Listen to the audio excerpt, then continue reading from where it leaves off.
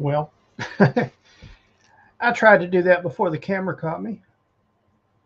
Where's that? Pop that up. What was that noise? Okay.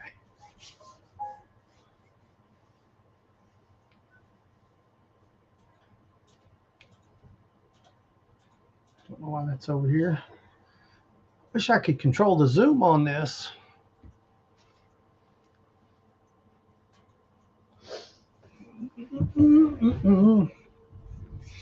Welcome in, welcome in.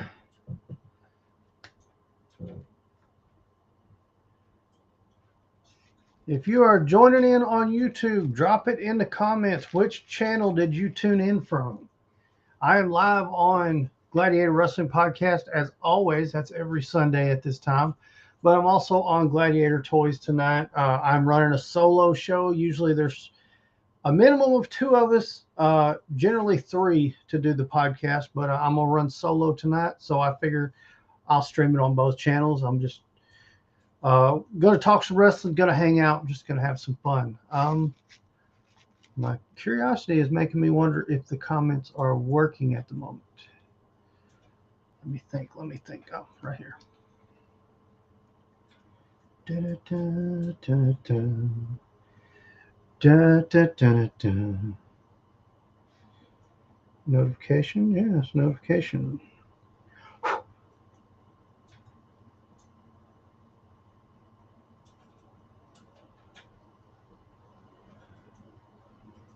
Right, all right.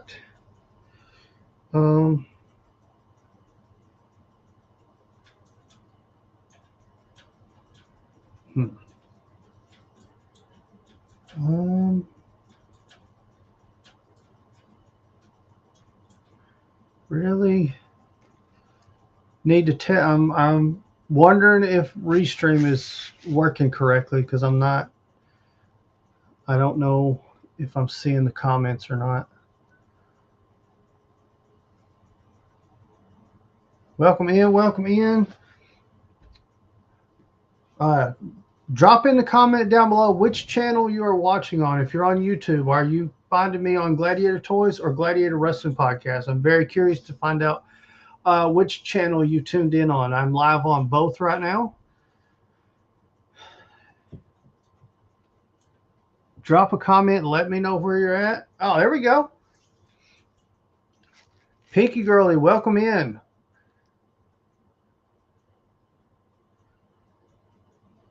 Can I have a shout out? My name is Colin. Absolutely, Colin. Shout out to Colin. Fleming, what's up? What's going on? The usual platform where there's 3 of us, or at least 2 of us, is not going to happen tonight. I'm running solo, so I'm running on both channels. Just kicking it. I am going to talk some wrestling, so but I'm just going to be here knocking things around. I went to a card show yesterday, picked up a whole bunch of cool stuff. Oh, yeah, there's the one, man. Had a lot of fun, man. That was a great show. I got this stack over here. Whole bunch of cards. Nashville card show. Oh, Pinky Girl, Gladiator Toys. Okay, thank you for dropping that so I know where you came from. Colin, if you're still there, which channel did you tune in on? Very curious. I'm live on 2 different ones.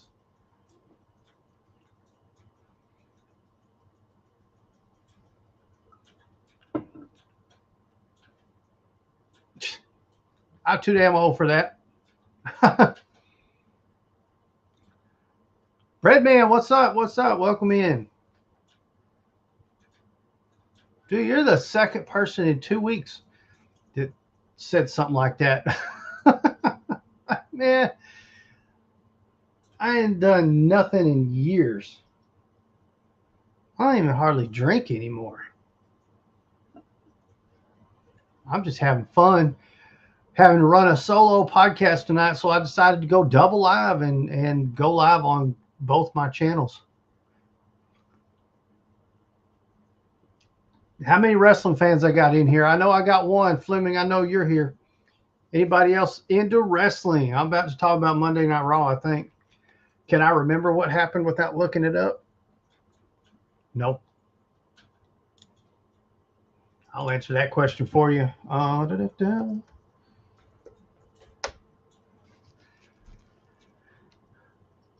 that was a jump.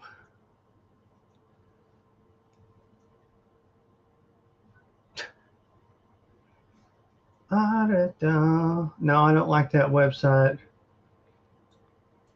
I'm real picky about which one. There's what I want. About which website I use to get my results for the week, man. I watched. Don't get me. Oh, you know what I didn't watch? Oh, wow. I wish I'd have remembered that before today. I forgot to watch SmackDown Friday. I think I went to bed early Friday night. Now I am showing my age. I better shut up. Oh, what happened on Monday Night Raw? Wait, is this week? No, hell no. October 6, 2025. Oh, God. Google always does me wrong every time, man. Oh, that was weird. The screen blacked out. Man. Try this one. All right. At least it says 6 days ago. All right. We're ready. Raw results. Okay. I wanted to do predictions for Elimination Chamber next week tonight. And how can we predict when they don't even have all the entrants yet? We still got 2 more qualifying matches, I think, for the men's and women's. So much for predictions. I may get everybody's predictions, Neighbor and Chase Collector. I'll check in with them through the week and drop a video, and we'll drop our predictions on like Friday or something. Let's see. Okay. We had the Vision defeated LA Knight and the Usos, which that whole situation made no sense. Oh, we have this large crate that just showed up backstage. Now it's showing up backstage on both shows. My prediction is it's a countdown clock for Jericho. I think that sounds about right. That's not exciting to me at all, but that's what I think's happening. Pierce made an offer to Obafemi. That happened. Stephanie Vacour made Liv Morgan cry. There's a reason I don't remember what happened because nothing happened. Finn Balor and Judgment Day interrupted the CM Punk promo. Oh, JD McDonough is back. There's that. So that was cool. Penta is now the #1 contender for the Intercontinental Championship. AJ Lee attempted to goad Becky into a fight. And then we had the qualifying matches. We had the women's match, which Asuka won that one, which if you go back to last week's episode, we absolutely called that she was winning. And then the men's qualifying match, Javon Evans won over Dominic Mysterio and Gunther. We called that as well. What else we got? Let me. I'm guessing SmackDown was just about as uneventful. I can't believe I forgot to watch it. I had other things on my mind this week.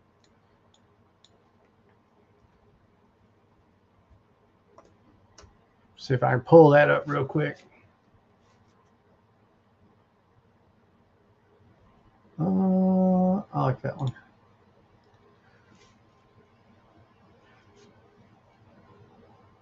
So we didn't hear anything else out of Roman this week, did we, Fleming? He didn't make an appearance this week. Cody Rhodes is headed to eliminate. Nobody cares. Okay. Wait, is this the wrong damn? Oh. This is last week. Jesus. 2 days ago. Oh, that's what I want. All right. Maybe I should have switched it to this screen. So I'm looking at you. All right. What do we have? We had Charlotte Flair versus Kiana James versus Nia Jax. Chamber qualifier match. Damian Priest versus Trick Williams.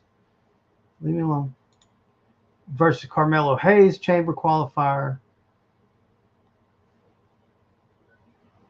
Obafemi versus Kit Wilson. Again, this is the right day, right? God, yes.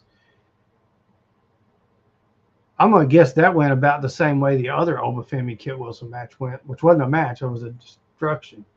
Rhea Ripley versus Julia. Okay, let's see what we had. Okay. Okay, Jacob come out and Jacob interrupted Cody. Yeah, that's going to end up a daggum triple threat match. I'm guaranteeing it at Mania. The mystery box was shown again. Okay, then we had Dragunov versus Tama Tonga. Let's see. Remember reading this off Bleacher Report. They gave that match a B. Tama Tonga won that one. Jade Cargill speaks. Oh, God. Yeah, I'm glad I didn't watch. Okay. Had a lot of charisma. She always has. In some ways, it feels like she hasn't changed at all since the first time we saw her in AEW. No kidding. Has remained grade C on her promo, whatever it said. It doesn't even say what it said. Okay, we have Charlotte Flair versus Kiana James versus Nia Jax. Kiana James won that match? I'd have never called that. Okay. Kit Wilson versus Obafemi. Can we guess who won that match? I can probably tell you who won that and how the match went and how long it was without watching the show or reading this. The ruler proceeded to destroy Wilson with a few moves before hitting his finisher for the victory. This was barely a match. The poetry reading lasted longer than the fight. Oh, I guess Kit Wilson read poetry. WWE needs to find something more substantial for Femi soon because he is too good to be wasted in segments like this. Agreed. Stop it. Wow, you don't see that very often. They gave that match a D. David Goldberg, what's up? What's up? Welcome in. Right now, I'm going down seeing what happened on Friday Night SmackDown this week. Once I get through that, it's pretty much just going to be me rambling the rest of the night. So, playing with some of my new trading cards, getting them in my binders. Who's talking? Tiffany Stratton versus Alba Fire. Oh, yep. Tiffany won that, I guess. Carmelo Hayes, Damian Priest, Trick Williams. That's a qualifier for Elimination Chamber. Trick Williams won that one, so he's going to the Chamber. And then we had Julia versus Rhea. I remember look at this side. That ended in a no contest. Nia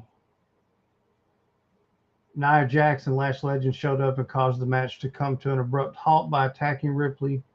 Sky ran to the ring. Okay. Yeah.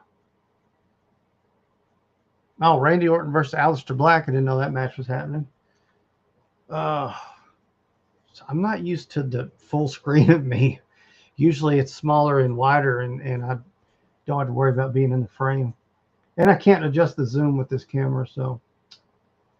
Overall, SmackDown got a C+. I kind of figured that's what was going to happen.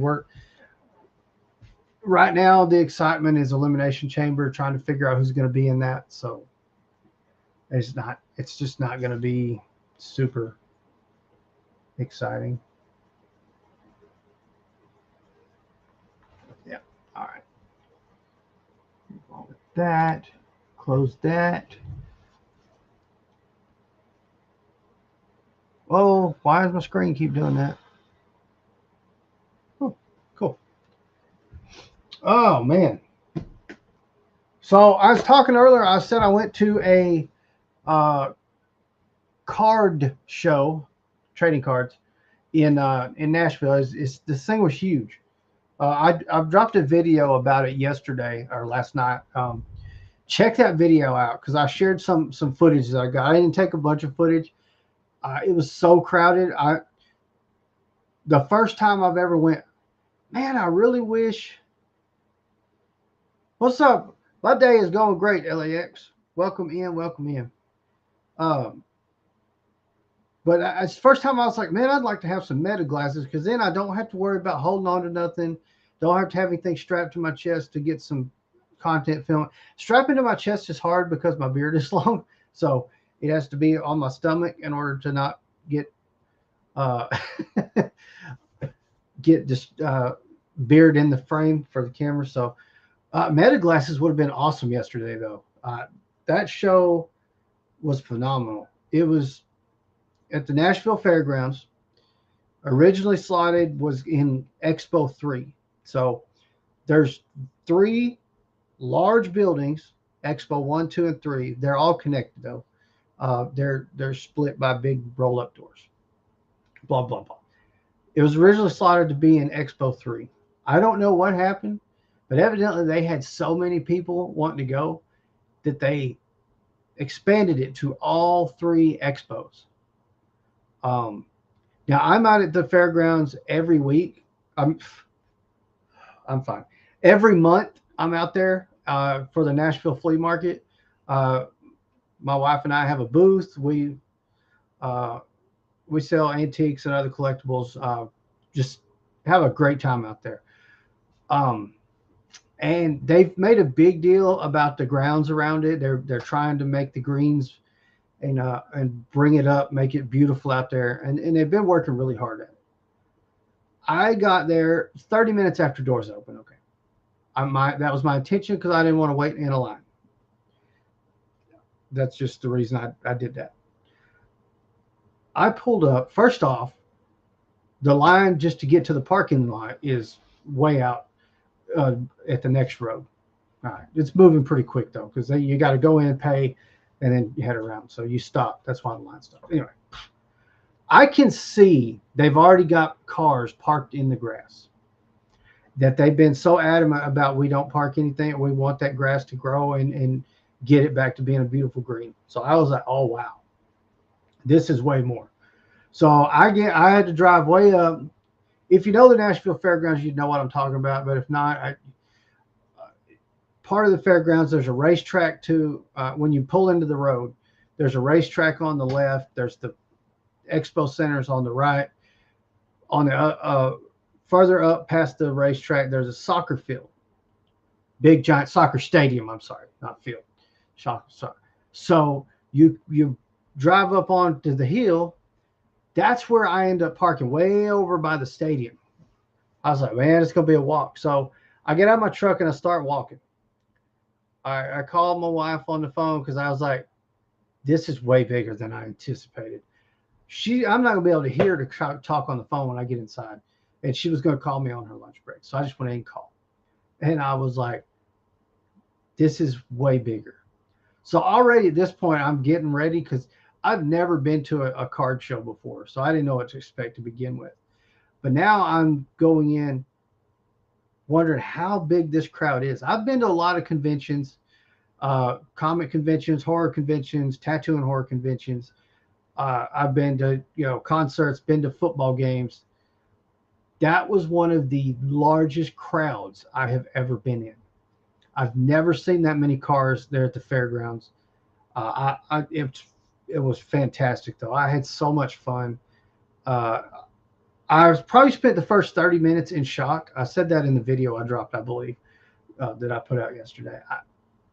Because, again, I've never done something like this. I ended up going by myself. I did have a buddy that was there. Over on, he has a YouTube channel as well, Carver Family. He does a lot of cool stuff. Make sure you check him out. But I didn't know what to expect. I've watched videos online. I've seen card shows. I've never seen this. This was insane.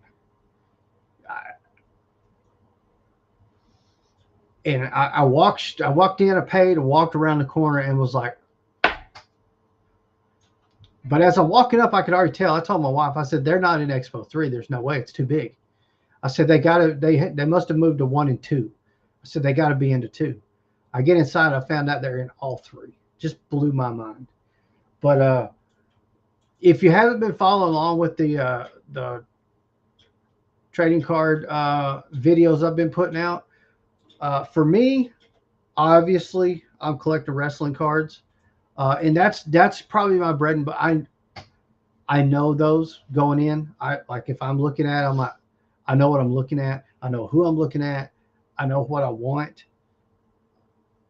But I'm also collecting football cards. I've got some baseball cards too. I know football, but there's so many players that I don't know. I haven't been keeping up to date with NFL lately. I want to get back into it because I do enjoy it. It just I don't.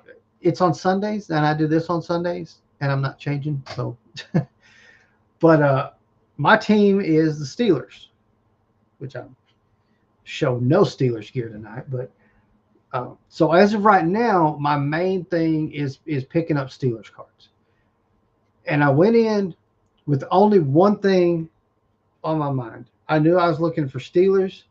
I wanted to find some wrestling cards, but I wanted one Steeler in particular. I knew I'd get some other stuff, but I had to find me a Troy Polamalu card. That was easier said than done, but I did get one. It's a patch. I want to say it's included authentic memorabilia. Oh yeah, this is not from any specific game. That was a different card I got that had it one from that was game used, but very cool card. Got me a Troy Polamalu, absolute beast. So I needed that for the collection. I very much. But what was really cool is my very first purchase at the show.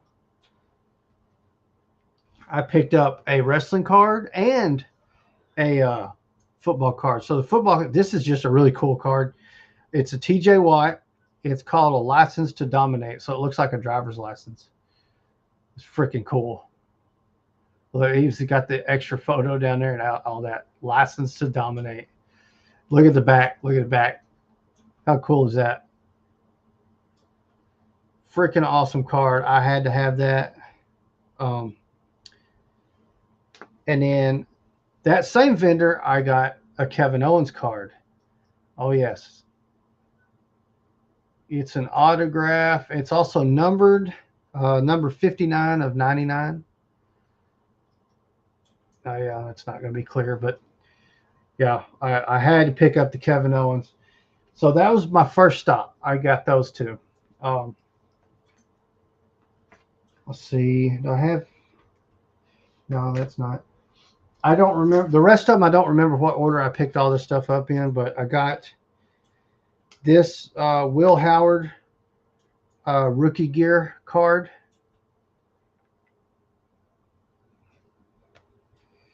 I'm trying to see if it said.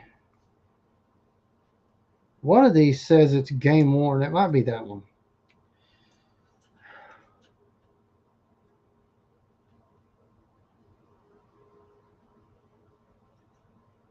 The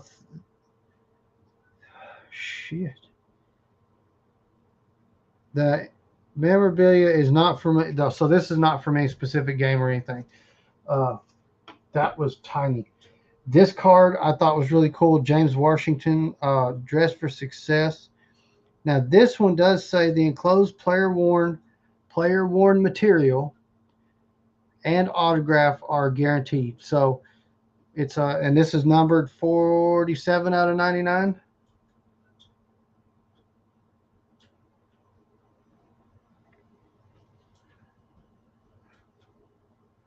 Urban Effects, are you tuning in on Gladiator Toys?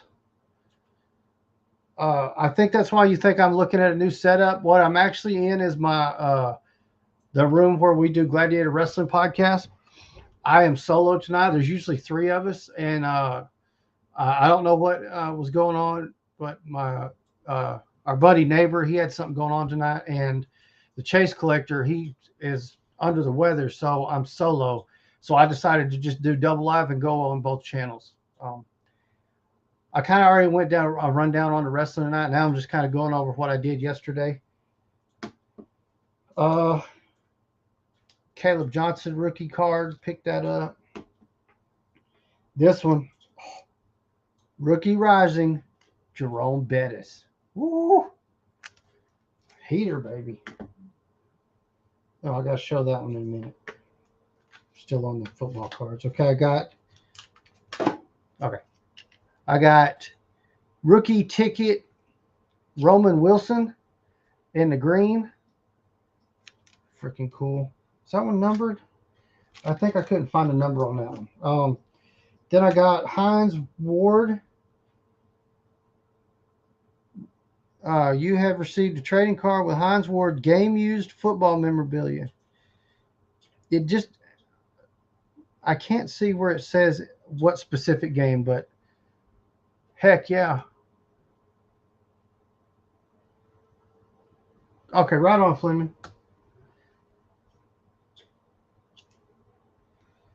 And then I got another rookie ticket, Keanu Benton. Rookie ticket with auto. The rookie ticket cards are really cool. I think there are also some playoff ticket cards. I saw that too. I haven't found one of those yet. And then like a report card, Aaron Rodgers one. They call it passing grade. Pretty cool. A lot of glare there. Now, Fleming, you'll appreciate some of this stuff I'm fixing to show. That was a mail call. I'll show that in a second. So number one, Peyton Manning, man. I saw a lot of cool Peyton Manning cards. I got this Godfather / Papa Shango double autograph.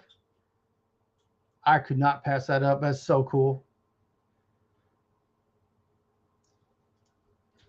And then I got this card. I'm saving the best for last. That's what's happened. So this is a numbered card, number 82 of 99. That's your boy Roman's family. Yokozuna. There's the back.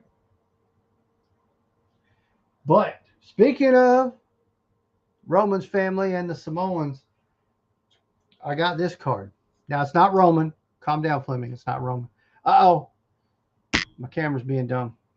Come on, clear up. This is Rikishi. It's auto. I don't know if it's going to show up right here.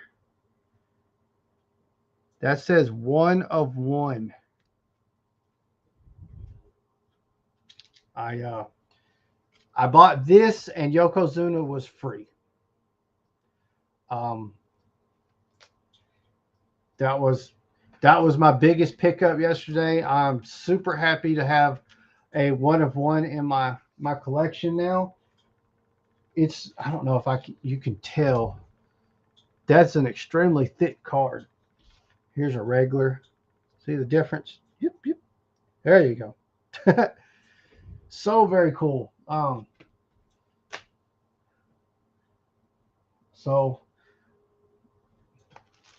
That's what else I was going to show. This one right here. This came in the mail. Russell Wilson. Money. That's a case hit. Beautiful card. So this is the second card I've tried to order from eBay since we started collecting like a month ago. The first one, it never shipped. I gave them 2 weeks and they never shipped it. So I went through eBay and said, hey, I've tried to contact the buyer. They're not responding and they're not shipping. So eBay tried to contact. They got no response. So I got a refund. Next up, I ordered this one. Number one. This took a long time. It came in regular mail like this, almost like this. It came in regular mail. So it was slower. That's fine. I say that's fine. I had something else that I ordered for the Chase Collector. I ordered and it came in 2 days, regular mail. This took like a week and a half. Whatever. However, this card, if you can see, you see the line right here. I have put it in a penny sleeve and then in the top loader. If you know trading cards, you always want a penny sleeve first, which is the very simple little sleeve if you don't know trading cards. Penny sleeve, then put it in the top holder. Oh, where'd my box go? There it is. So the penny sleeve is soft. Top loader, very hard. So at least you send it in that, so in the top loader, so it's not going to get bent in shipping. However, putting it in a top loader without the penny sleeve, you risk little pieces in there scratching the card. Am I going to send it off to get graded? Chances are no. Whoops. But that option, it still bothers me. I wouldn't ship like that. If I was to ship a card, it would. Anything I've ever sold and shipped, I always package as best as I can. I mean, WrestleMania is embarrassing. The ticket. Oh, I know. Oh man. Yeah, they're going to end up discounting the tickets so they'll sell it out because, and now there's so many people that I read where there's a bunch of people that were thinking they were going to buy tickets for either night one or night two, one or the other, and then go to a watch party in Vegas. Because how fun would that be?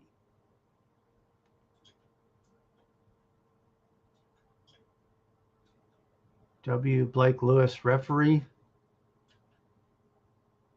Question mark. I'm confused by your comment.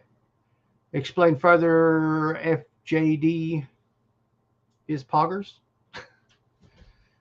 But yeah, now they've got it blacked out where no venues within 50 miles of the stadium there in Vegas can do a watch party for WrestleMania.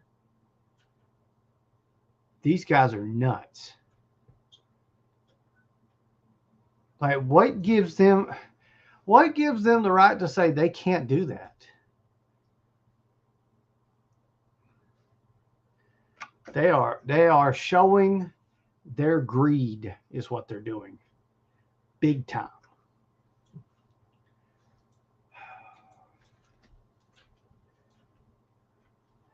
A big problem with this stack that I got is they're all in mag loaders, which are very thick. Actually, some of these may be thicker cards too. That one is. And these won't fit in my top loader binder. So if I want these Steelers to go with the rest of them, I got to take them out of those and put them in the top loaders. Isn't it?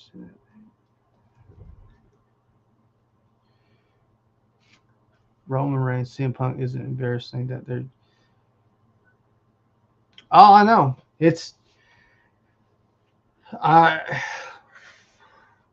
We've talked about it a bunch. I mean, I think we're seeing the downhill run.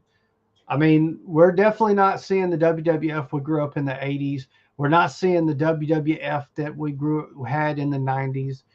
The Ruthless Aggression WWF/E is gone. The WWE that introduced us to Roman Reigns and the Shield and all that, that's gone. The PG era WWE is gone.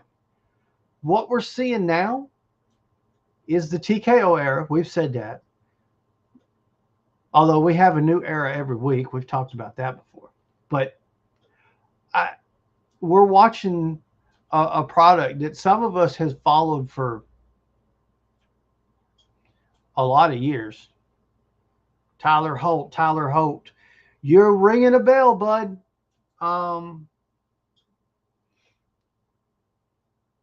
You've been, I know you've joined us before. I remember. I think you told us a little bit about yourself, but I don't remember all of that. I do remember you being on before. It's TKO Endeavor, who owns WWE, both companies. They are the reason why. Oh, yeah, they're definitely the reason. Because all they care about is let's sell more tickets. Let's make more money. Let's not worry about what we're doing. And we've said this. I would venture to guess probably around March of 2022. UK indie wrestler. Okay, that's kind of what I was thinking. Just my brain was clouded. I had a feeling. But yeah, they're we said this. I think it was like March. Is that right? 2022. 2 to 3, 3 to 4, 4 to 5. Whatever year we started this podcast, within the first 3 months, we said maybe in the first month. Yes, I remember that now. Yeah, we said that TKO was going to buy it. Well, actually, we said the Saudis were probably going to buy it. Now, our prediction of the Saudis is probably going to come true. I think TKO, and I know Neighbor and Chase Collector, my two co-hosts, they would agree with me that we're within 2 years of TKO selling WWE. And I don't know what the product looks like when that happens.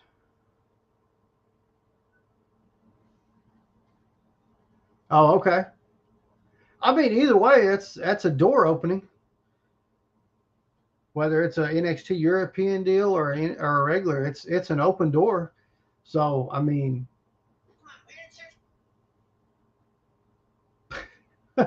whatever kind of deal he gets hold of, man, make the best of it, you know.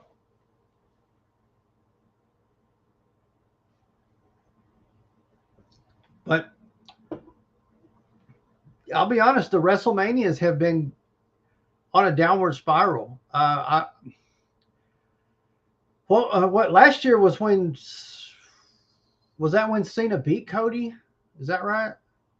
See, I don't even want to remember it. That's how bad it is. I think that's right. And the year before is when Cody beat Roman finally.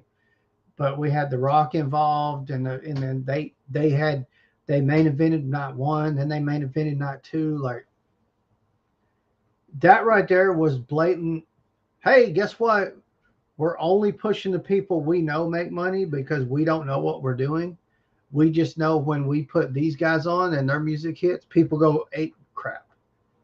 That doesn't work with this. You will never have another person when those guys leave if you don't build these guys. Craziness. But they don't care because they're trying to milk it for every dollar they can and then sell it. Okay, so it was 2022. Yeah. Yeah. I think it's going to be an audio only podcast, and it may have been the first or second episode, to be perfectly honest. And those are on the YouTube channel. That's all there'll be is a logo on the screen and us talking. But you will hear us talk about this Saudi Arabia buying. Yeah, I remember you talking about your injury with your old finisher and such. Yeah. But I don't know. I don't know what the product looks like when that happens. I mean, we didn't have good feelings when TKO bought it. But I can't say it's all been bad. I won't say that, but it's definitely not all been good. Okay, and you can just tell what their focus is. There's no cycling of push this star, now they make money. Oh, this guy's the one making money. We're going to keep him on the top until you guys get so sick of him that you're booing or whatever. I don't know what they're thinking.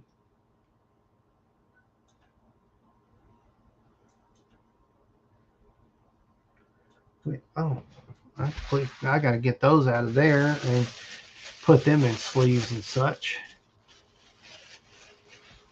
Tyler, what kind of finisher were you doing before? I know you told us, but I got a whole lot of can't remember all the time. It's not just about you, I promise. Okay. Oh.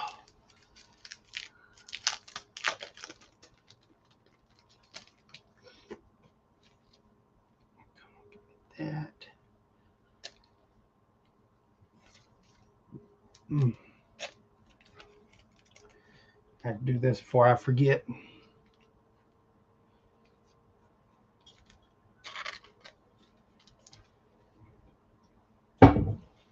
Try not to make a noise there.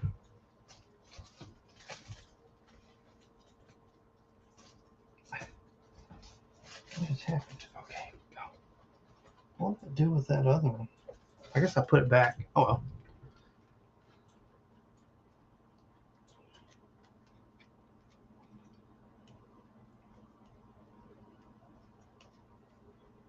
Come on. There we go.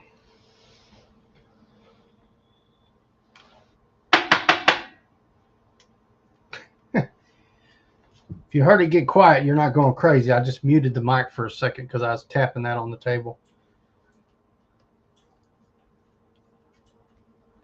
And again. That didn't work. Much better. Okay. Now those are prepped and ready. I got those. A couple more just normal Steelers cards. That's Will Howard, and then a Will Howard Hog Heaven rookie cards. Very cool. Had to get those ready to go in the book. Oh, there's my Troy. Got to get that ready. I don't know. I can't decide what I should do with these guys. Should I go ahead and take them out of their magnetic holders and put them in the books, sleeve them up? That one, oh yeah, now this one I can't sleeve up because I don't have top loaders that will fit the thicker cards. So I couldn't do. Not sure about that one. That's the other memorabilia one. Not sure. That would be fine. That would be fine. Probably will do those for sure. That one would be fine. Oh yeah, that one's a thicker card too. So that one probably wouldn't be able to go in the book.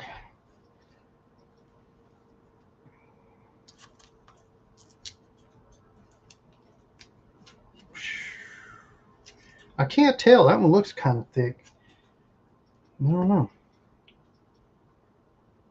Are you? Oh, it's just got that piece of thing on there.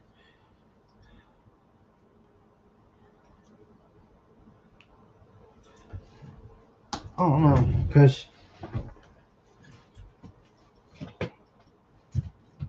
see, I got this little dude. Well, that needs to come because that's got to go in the book. This is numbered to 75, El Grande Americano original. That goes in the other book. This book is stuff that I'd be willing to trade, I think. Well, that one I kind of don't want to trade, but I would. So I'll probably need to take that one out.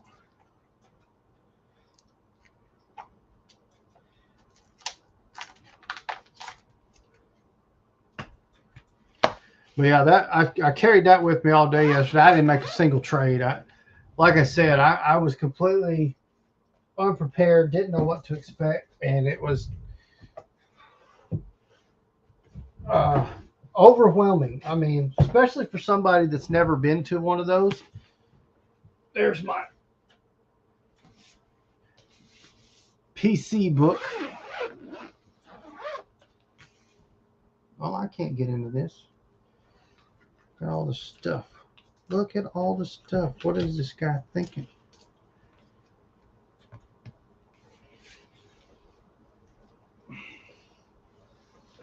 I had that many that looked like they were. Those two for sure. Yeah, that one is too. I don't know about that one. I think that one's okay. Those, yeah. Oh, what am I? No, that one was all right. It was these three. They're all the ones that have a patch. They're going to be too thick. Vince McMahon.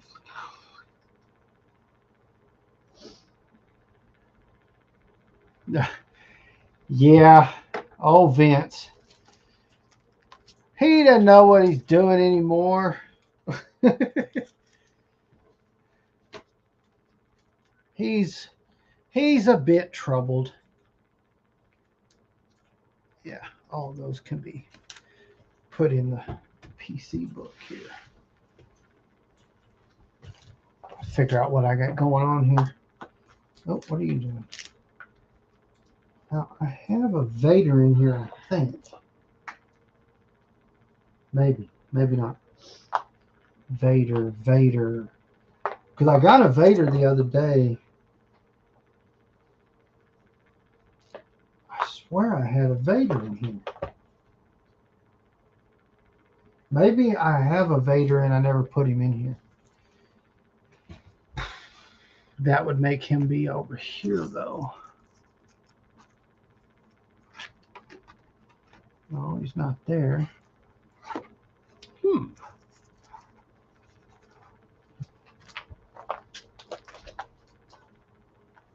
I have cards put up somewhere that I forgot? One would think if I had Vader in here, he would be on this page. There's Sid. Yeah, I think I do need to pull that Vader out of my other book. I know I have a Vader.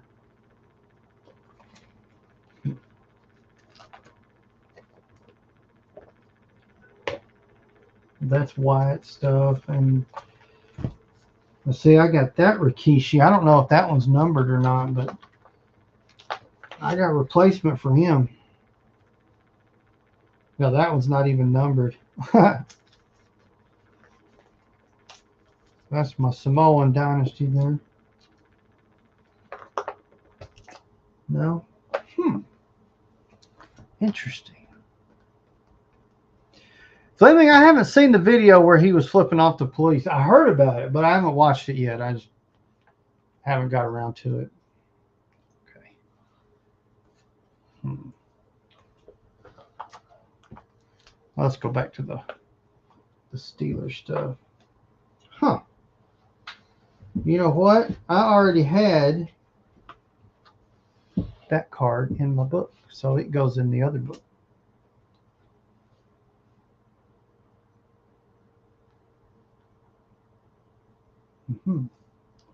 That was technically different.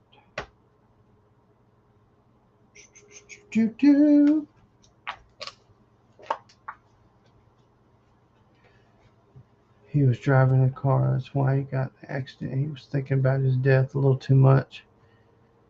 Huh.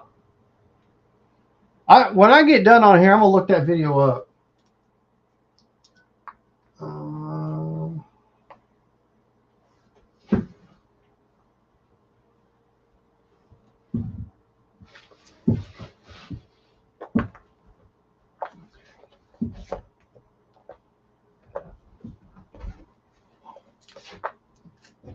Gotta move some stuff around in this thing to make room for the new stuff.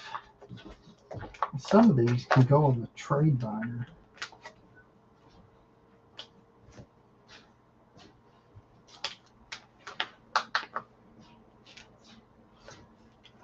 Let's see. Oops, did y'all hear that? Caleb Johnson. Yeah, I'll move that one. Oh, crap.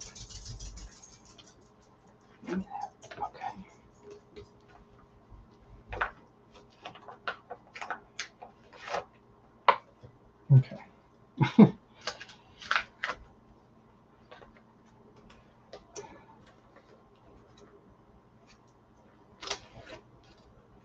So I'm finding out real quick that I don't like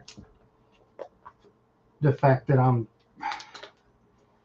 want things organized. It's going to make things difficult because I already have stuff in here and now I got to rearrange it to put stuff where I want it. And see, now my Troy Polamalu is over there and it should be over here. Man. Okay. There's my Cam Scataboos. I don't want to get rid of those. See, yeah, that can go. I'm not going to go through this right now and figure out what I want and where I want it. Just want to get these in there. Now, I just did all of that, and technically, I need how many more spots? Not that one. Nope, not those. 1, 2, 3, 4, 5 more. Nope. Quit doing that. Oh, man. Okay.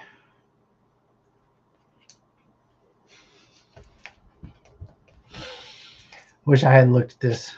This is going to bug me now. Okay. That's got to go over there. That's wrestling. That. Okay. Oh, boy.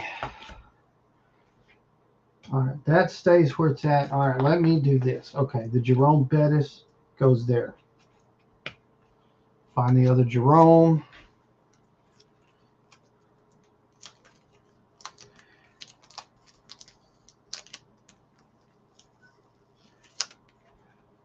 What just happened there?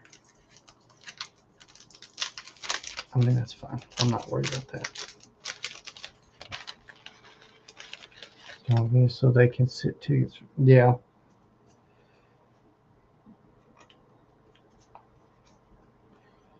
You know what would probably help them sell tickets to WrestleMania is making it affordable and enjoyable. I know that's just crazy talk, but hey, they might sell some tickets. Okay. All right.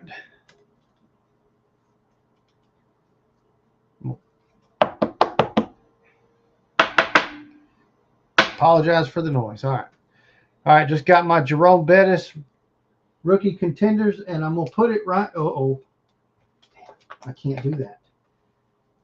I got to move the Hall of Fame one because that shouldn't come before.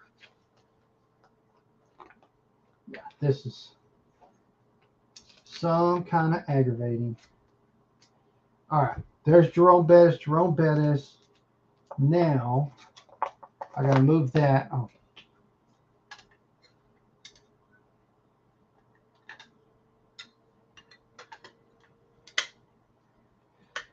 Okay. This is not an Ultra Pro. There's no way. It's still nice though. Okay. Now what I want, I think I want Big Ben. So move you. Now I can put these kind of the way I wanted them to begin with. So there's that one. Where's my other bin? That's not it.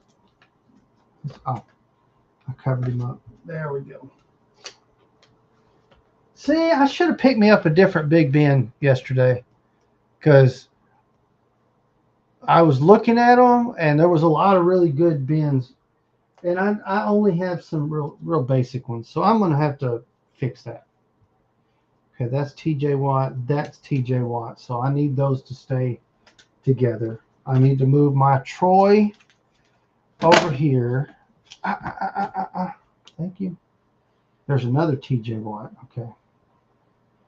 Cameron Hayward. Hines Ward. Okay. I'm going to quit doing that. Okay, get my Troy. Palomo. Oh, damn it. Just messed up part of my book. Still looking. Diesel had 80 years. I know it. I just looked that up the other day to see how old Vince was. Okay, that's Metcalf. 2 of those. Am I all right with that? No, because I got that other Aaron Rodgers, don't I? Where's it at? I need a bigger desk. There it is.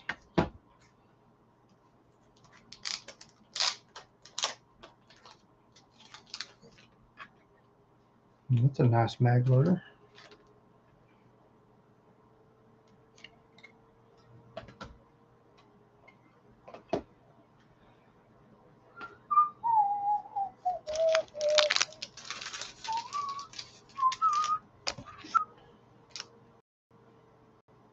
Stop doing that, screen. That is a nice card. Top loader. stat. Okay.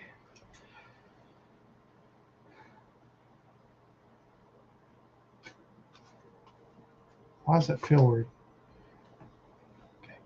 Brock Lesnar, he's going to retire this year. You know what? There was rumors that that's how they were going to continue to push Gunther's career killer gimmick and have him take out Brock Lesnar, and that doesn't need to happen. Okay, I'm going to move Metcalf. So move you and you.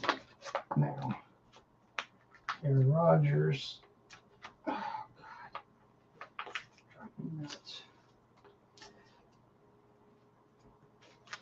No, I'm not gonna lie. I've got Steelers Aaron Rodgers card. I kind of want a Green Bay Packers Aaron Rodgers.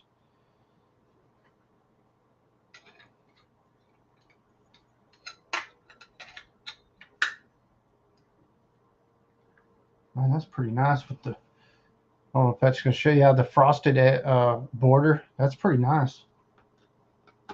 Okay, now I think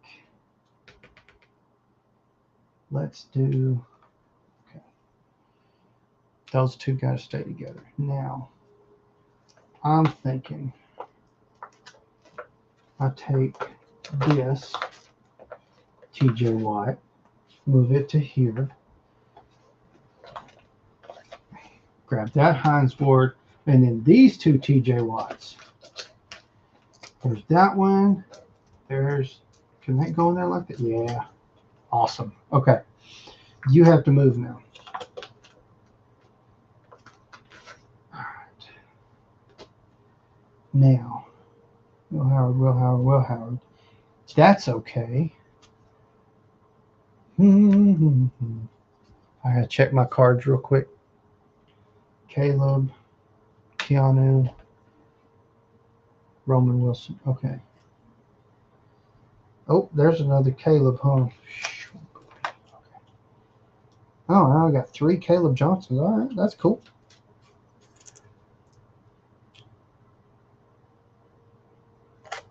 Right?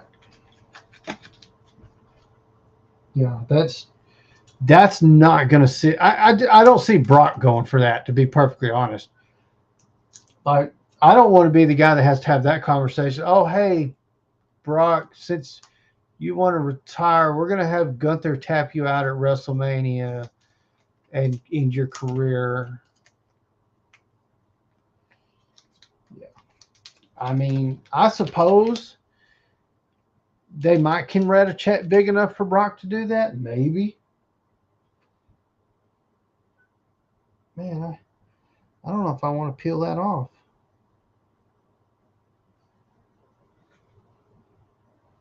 I got to peel that RC to get into this one. I don't know how permanent that thing is.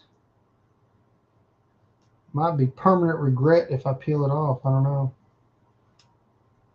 know.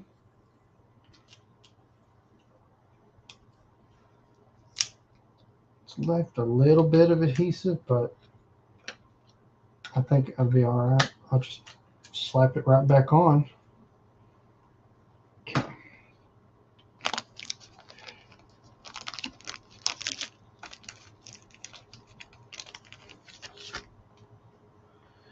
Just hope it'll be good for him tomorrow. Is AJ supposed to be on Raw tomorrow night?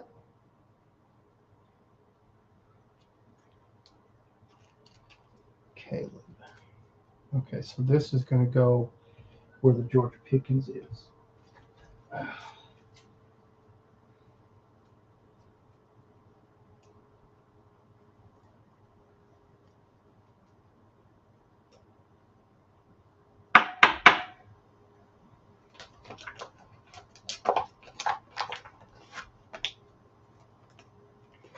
Okay, now,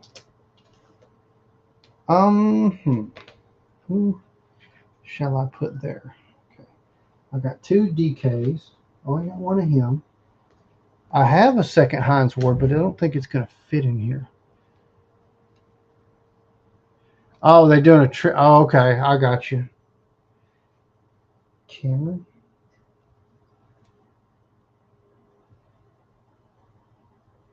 That's Washington. Okay, that's the relics, so I can't. Those won't fit. Okay. Roman Wilson. John. All right.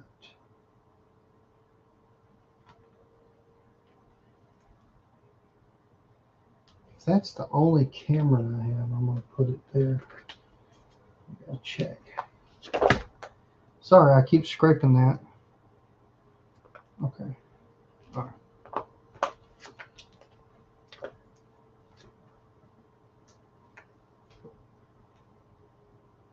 All right, yeah. I'll put him there. Man, that sucks. All right. And then I need room for how many? One. Oh, man. Hans needs to go here. Okay. Okay, there we go. I feel better about that now. Let's see. 2 DK Metcalfs.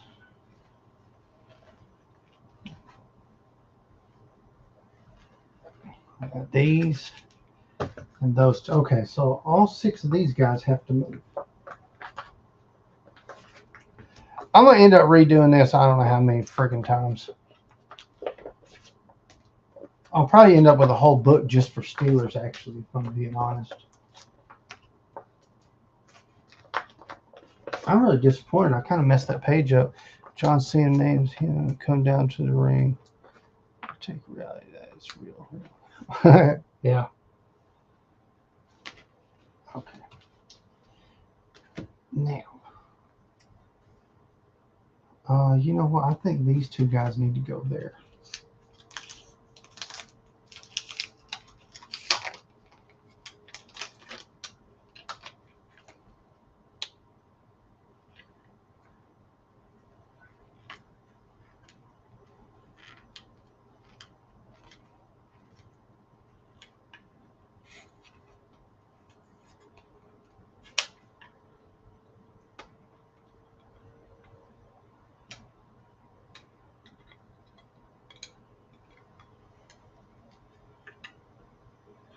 Okay. I don't know. I might should have kept the autos in those, but if they were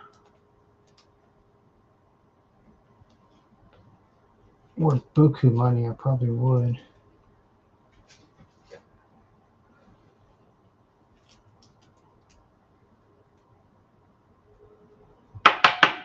Sorry. Okay. Now I gotta get this one out.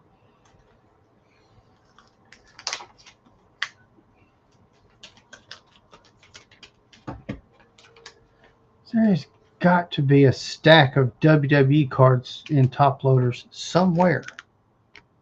It's not right there. What have I done? My whole room is a mess. Put them over there. I don't know, because I swear I have a Vader. Anyways. I'll do this again. So only one of these cards that were in top in mag loaders had a penny sleeve on it. Which I mean, the ones I've got in mag loaders, I don't have penny sleeves on either. So that's not a big deal. That's just something I noticed. But they're also made to protect the corners as well, so it's not as big a deal.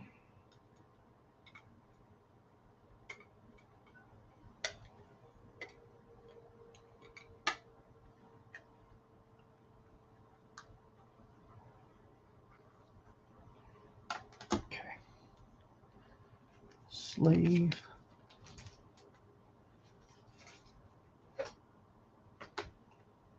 Keanu Benton. Rookie ticket. Auto.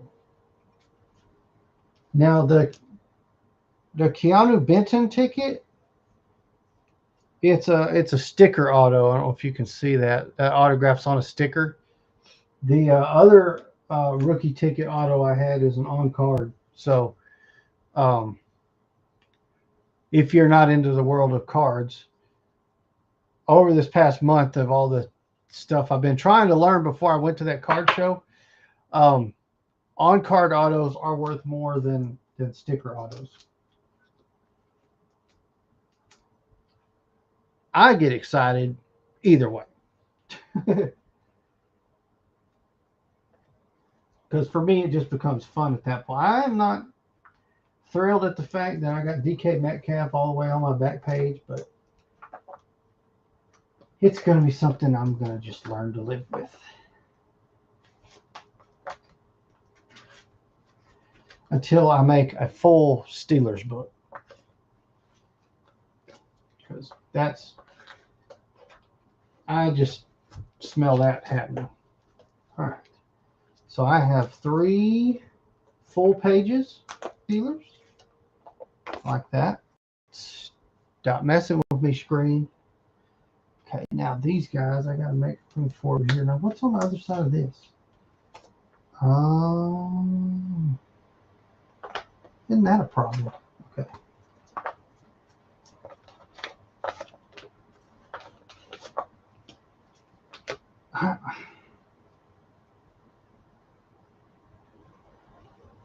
I'm not going to do that tonight. I'm going to go through, because what I'm moving around now is just some like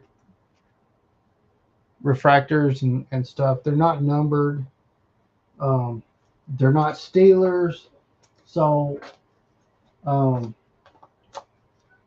one's a George Kittle. Now this one's Marshall Faulk. I'm not going to get rid of that one, but some of these I need to put in the get rid of book. I'm thinking about taking that book with me when I do the flea market this month, just for the simple fact that I want to let Terrell Owens. I'd probably keep that Epic Performers, but I like just try to sell some of these that I've got that are not necessarily what I'm looking for. I guess you're going to go ahead and go in that other book because I just ran out of room for those. There's those. All right.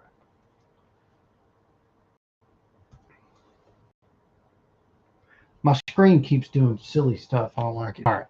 I got to make some spots for the wrestling stuff now. Where's it at? I need Yoko.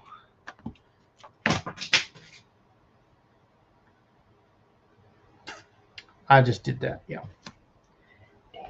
Come here.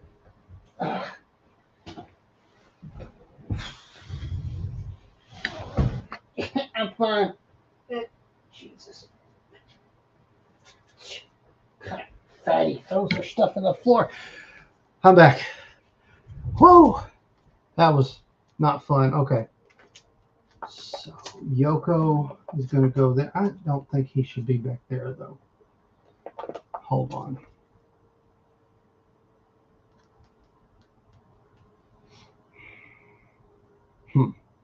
Okay. Never mind. Yoko's going to go back here for right now. And I guess the Kishi 1 of 1 is going to go right here.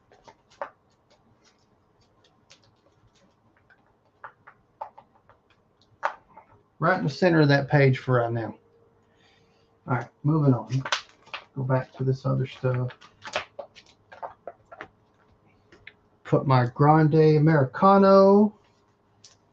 Topps Finest right there. That's a numbered card. My Kevin Owens. Now, do I have another Kevin Owens in here? Oh, I do. Yeah.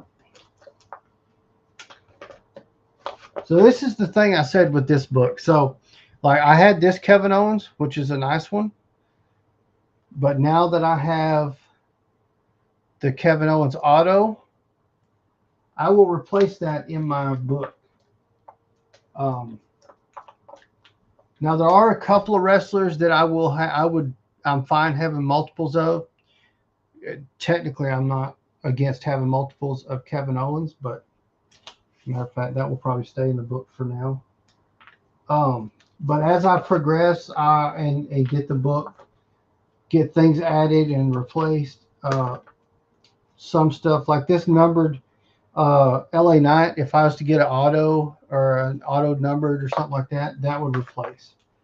The Undertaker cards, I would keep all of those. Paul Bearer, I got a couple of Paul Bearers. Oh, well. Forgot about that. Stone Cold, okay. You guys know those aren't going anywhere. Oh, man, I hate to do that, but you got to go because Vader's got to go right there. It's plain and simple. Anybody see where I put my Vader card? Oh, he was still in the book, wasn't he?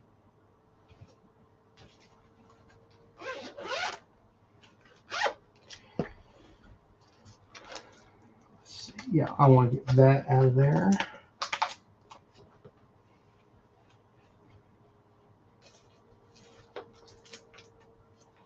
Now, the one I just pulled out to make room for Vader is my Shockmaster. You guys keep Tugboat, Typhoon, Shockmaster, Fred Ottman. Keep him in your thoughts. He's been going through some stuff. He's been he spent like a month in the hospital. I think he was just going in for surgery like yesterday or today or something like that.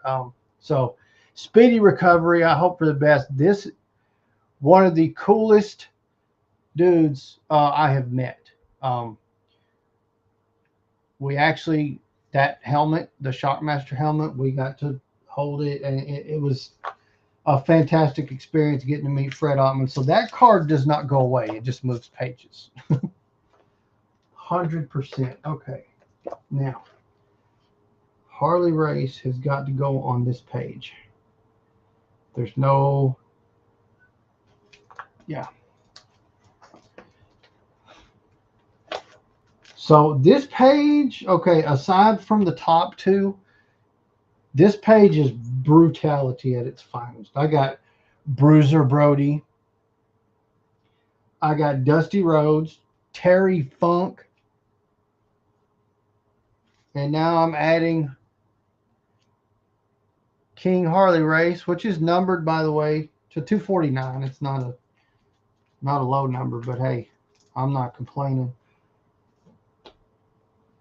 The Road Warriors are on this page. The Steiner brothers are on this page. The top two cards are Bobby the Brain Heenan and Ricky Steamboat. And I just had to move the Honky Tonk Man, which I would prefer him to go over there, but it's not going to work right. So I got to move him back here till I make a spot. Oh, no. That's fine. That's fine. He can go on this page for now till I rearrange that. Actually, that one I'm going to keep in the mag loader. That's the Godfather one.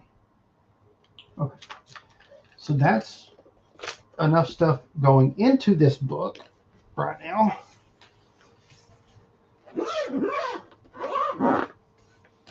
It's occurred to me that I have a lot more work to do in this book. What was that? That felt weird. That better not be Terry. Oh, God. Oh, I have another binder. What is in that binder? I guess I got to look into it. Oh, that's not a top loader binder, though. So, hold on. All right. Now, this one, okay, I just pulled. No, those need to go. What do I need to move around? These two.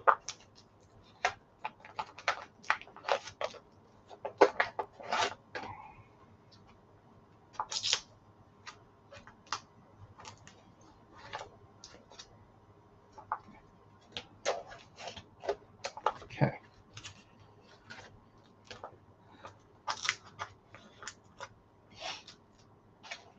Now, I don't know when the next card show is that I'm going to go to, but I'm definitely going to more. And my hope by that time is to have this a little more organized and to know a little bit more. And I'll be prepared to try to move some of these. But I'm going to take this book to the flea market with me this time. And I'm going to try to see if I sell any of these. Because, again, they're not for the PC. They're just for that, basically. It's just not stuff I plan to keep in the PC. Okay. I got to figure out where to put those. I can do that in a minute. Did I put any of those cards in here? I don't think I took them out of the top loaders. I think this is all football, is it? Oh, I did put those wrestlers in here, but no.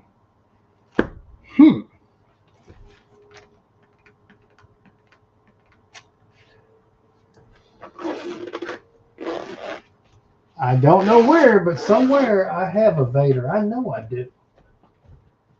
I have no idea what I've done. Because I only have the one top loader binder. I know he was in a top loader.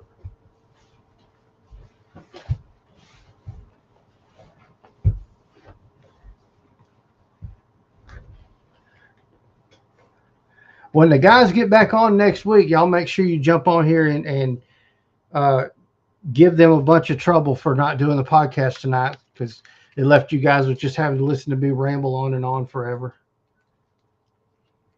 Huh. No, those are all football cards that need a home. Oh, this is such a mess. Okay, it's got to be in here. Is this wrestling? Oh, yeah. I've gone goofy. Here we go. Don't start.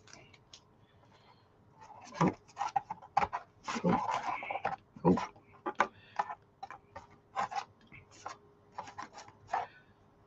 Now I'm just hell bent on finding this Vader card. So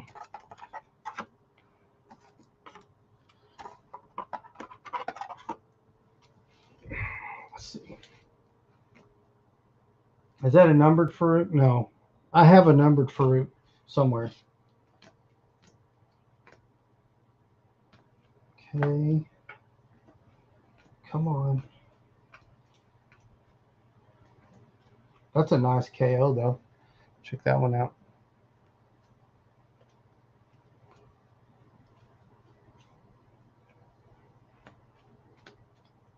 Ah, I knew it.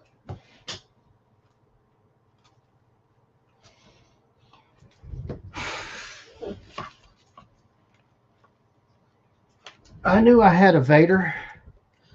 It's the red, white, and blue one. But now I have a numbered Vader card. So that's awesome. Okay.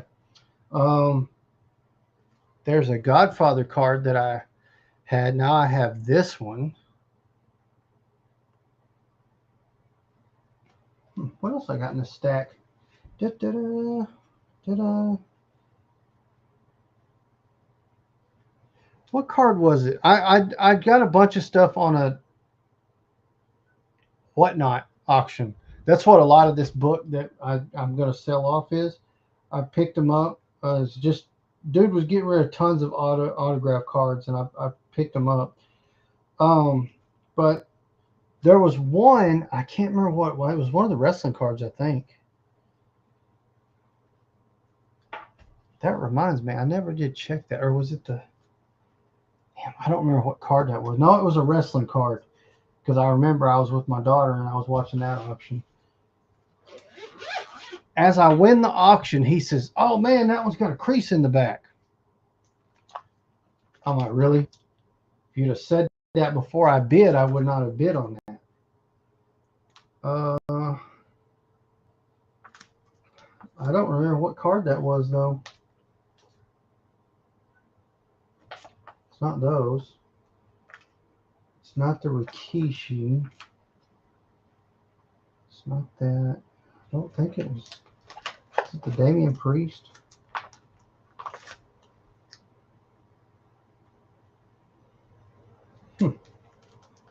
I don't know. Now I don't know what card it was, but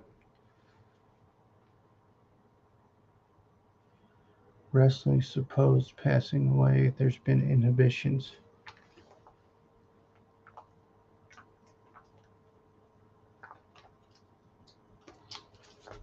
I have no idea which card it was, but I kind of got mad at the guy because I was like, really? You gonna say that after the auction ends?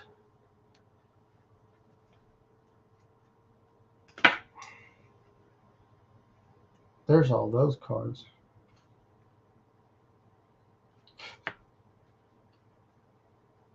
Talk about one that flopped. Veer Mahan. That's his rookie card too. Or waist. Dolph Ziggler. What else I got in here? Charlotte Flair. Dewdrop. Now, speaking of, there's Brock.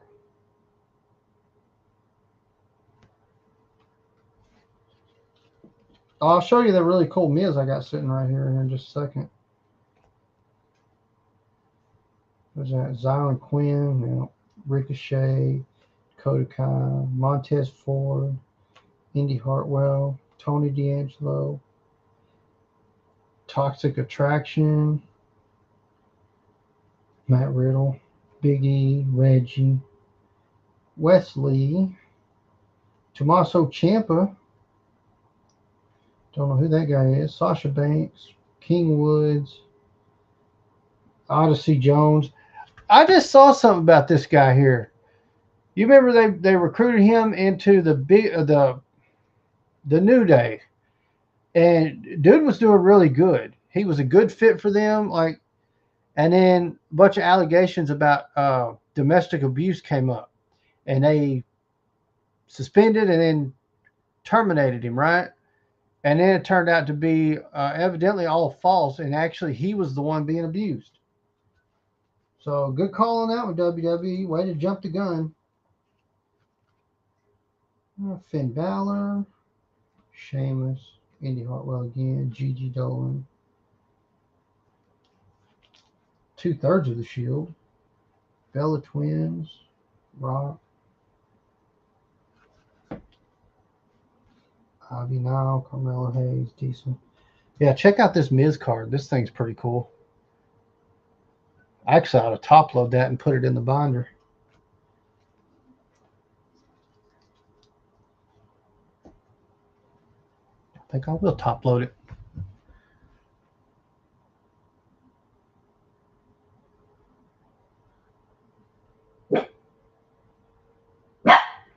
Right? Messed up. Should I? Even my dog don't like the fact that he got done dirty.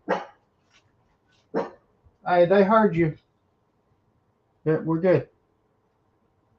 Everybody heard you.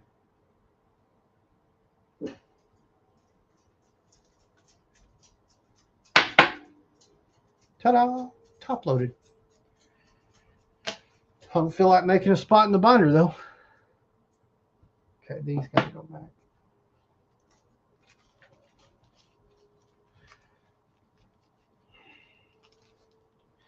I think my next run at the flip, like this month, is going to be okay as far as cards go. Next month, I'm really going to go at it. I'm hoping I've got to buy a bunch of new, a bunch more sleeves and top loaders. I'm good on right now. Last time I bought top loaders, I bought a 200 pack, so I'm not running out of those anytime soon. I gotta get these. I got a stack of cards back there. It's ridiculous.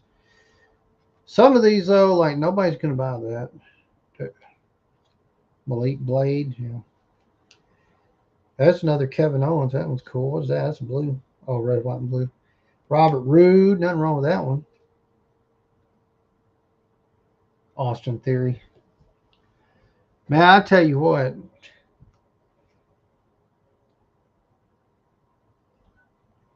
Austin Theory fans are not easy to come by.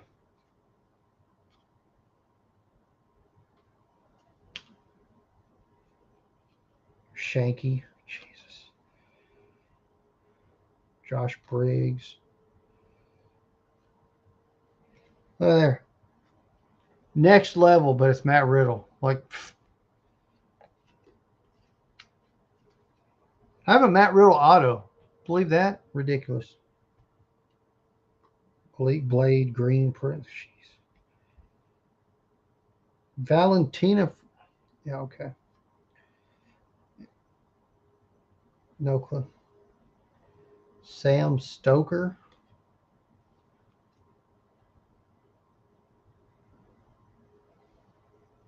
Who's Sam? Hold on. I got to look that one up. He looks a lot like. Hold on. I'm about to. See if my mind's blown. Sam Stoker. Does anyone remember Sam Stoker in NXT?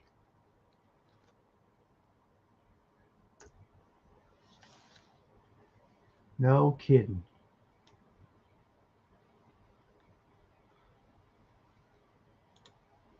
That's what I thought.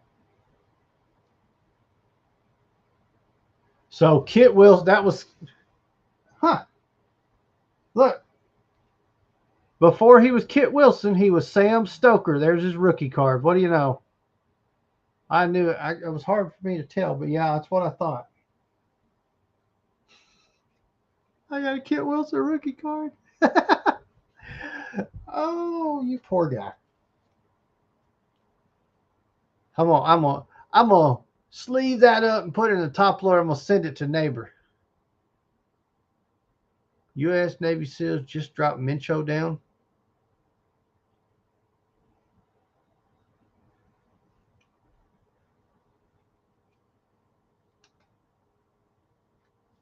So I'm gonna be honest, Mr. 2827. I don't really keep up with current events. Sometimes that's a curse, sometimes that's a blessing. But if you'd like to explain to me who that is and why that's a good thing, I would appreciate it. Because just to be perfectly honest, I don't keep up with current events because that's too much for my brain. I keep up with wrestling and I make YouTube videos. I don't have time for anything else. And trading cards. Omos. Hey, Raquel.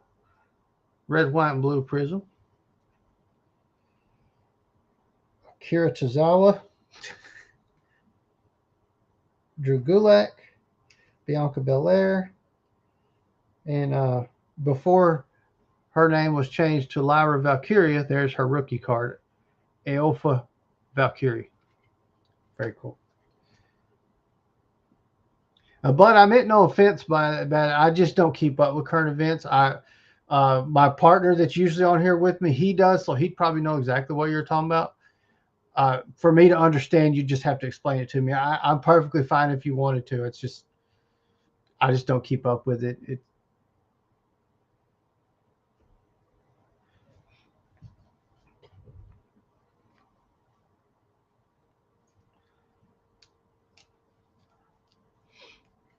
I mean, I can look it up real quick. I got the other screen pulled up. Mincho.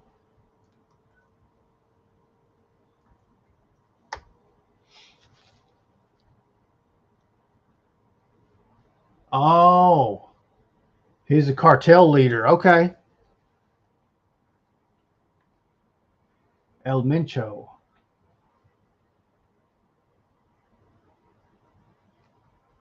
So they took him out, I guess. All right. Well, I mean, he's a cartel leader, so I'd say he probably maybe had that coming. I don't know. I'm gonna guess. I need a bigger desk. Oh,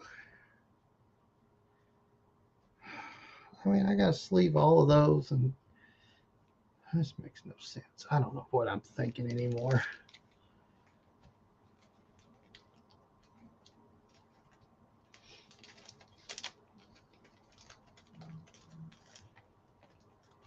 I was hoping old neighbor GMR would be on this week because I was going to hit him with some more of my Steiner math because he took last week off too. So now when he comes back on, it's going to be some major Steiner math.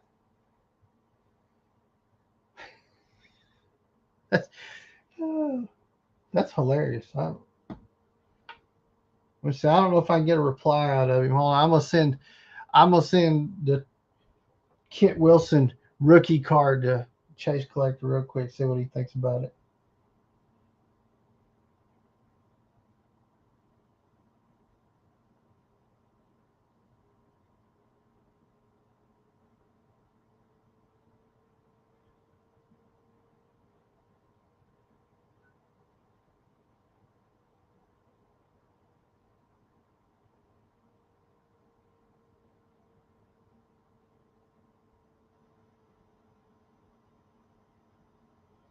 Sam Stoker.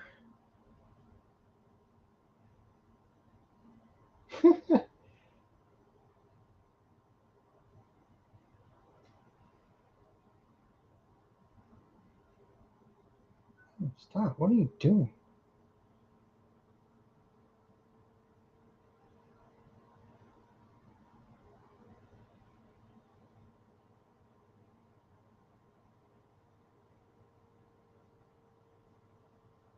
Just make sure I didn't miss a comment while I sent that to him.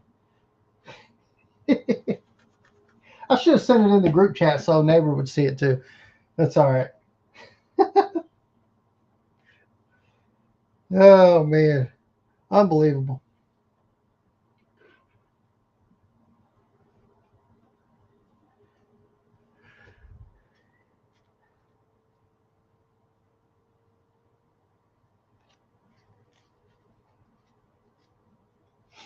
So I talked a little bit about having some baseball cards. Chase Collector's been trying to teach me baseball while I learned stuff on my own as well. But like I know these two guys are ones to look for. Shohei Ohtani and Paul Skeens. I also know Aaron Judge is also a good one.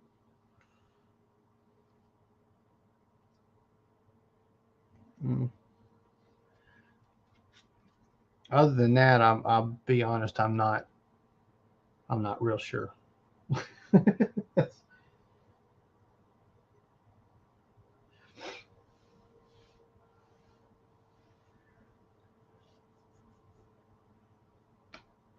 Does it tell me? Oh, it does. Okay, cool. I tell you what,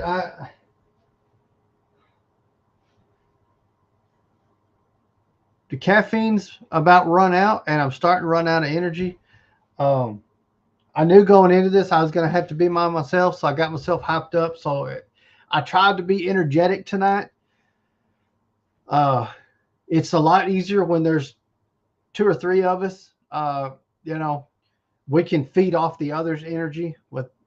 Now I'm just feeding off my own. And I'll be honest, though, I'm coming off of a lot of excitement from that card show yesterday because I really did. I enjoyed myself so much. Awesome cards. I cannot wait to do another card show. One thing I will tell you, I told my buddy from the Carver family, check his YouTube channel out, by the way. If you're gonna show me some love, you gotta show him some love. I was telling him, I said, I will never do another card show without a backpack. This is all I took with me. Because I expected to buy a lot of cards in top loaders. Then I could just slip them in here. I could do some trading if I wanted to. I was too overwhelmed for that. What I ended up having to do, because I'm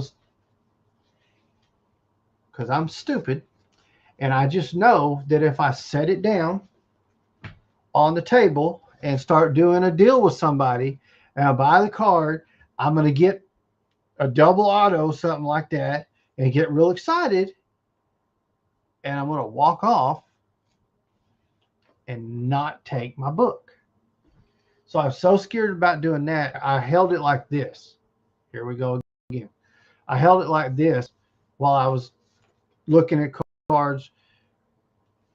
But, so I got this under my arm. Then in my hand, I ended up like this. So then when it came time to go for another card, I'd be like, okay, pick through. Okay, this is the one I want. So I'd set it over there.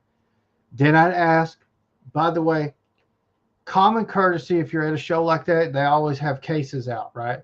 Before you lay your stuff down on their case, just say, is it cool if I set my stuff on top? Not a one said, no, don't do that. Now somebody said I should get one of those cases. I'm not going to buy a Zion case. They're too damn expensive. But somebody told me I should get a case. It's their last like hard case with handles. The Carver's brother had one of those. He's got a channel too. Coach Plays, by the way. But like their case is good when you're buying stuff in the mag loaders and buying graded cards. That's fine. But I run into the same problem. I would set it down at my feet, and that's even friggin' worse. Because then my hands are full, so I feel like I've got everything, and I'll walk off. So I don't want to go with a case. I will bring a backpack because my bicep is still sore because I just constantly had a hold of everything, gripped with my hand, gripped with my arm so it wouldn't slip out. I won't do that again. 100% next card show, I will be wearing a backpack. I can put the book in my backpack. I can put the cards I buy in my backpack. The cards that I bought that were in top loaders, I just went and put them straight in the book. Just set it on the tables. I always asked, before I set on top of their stuff. All of them were so cool. I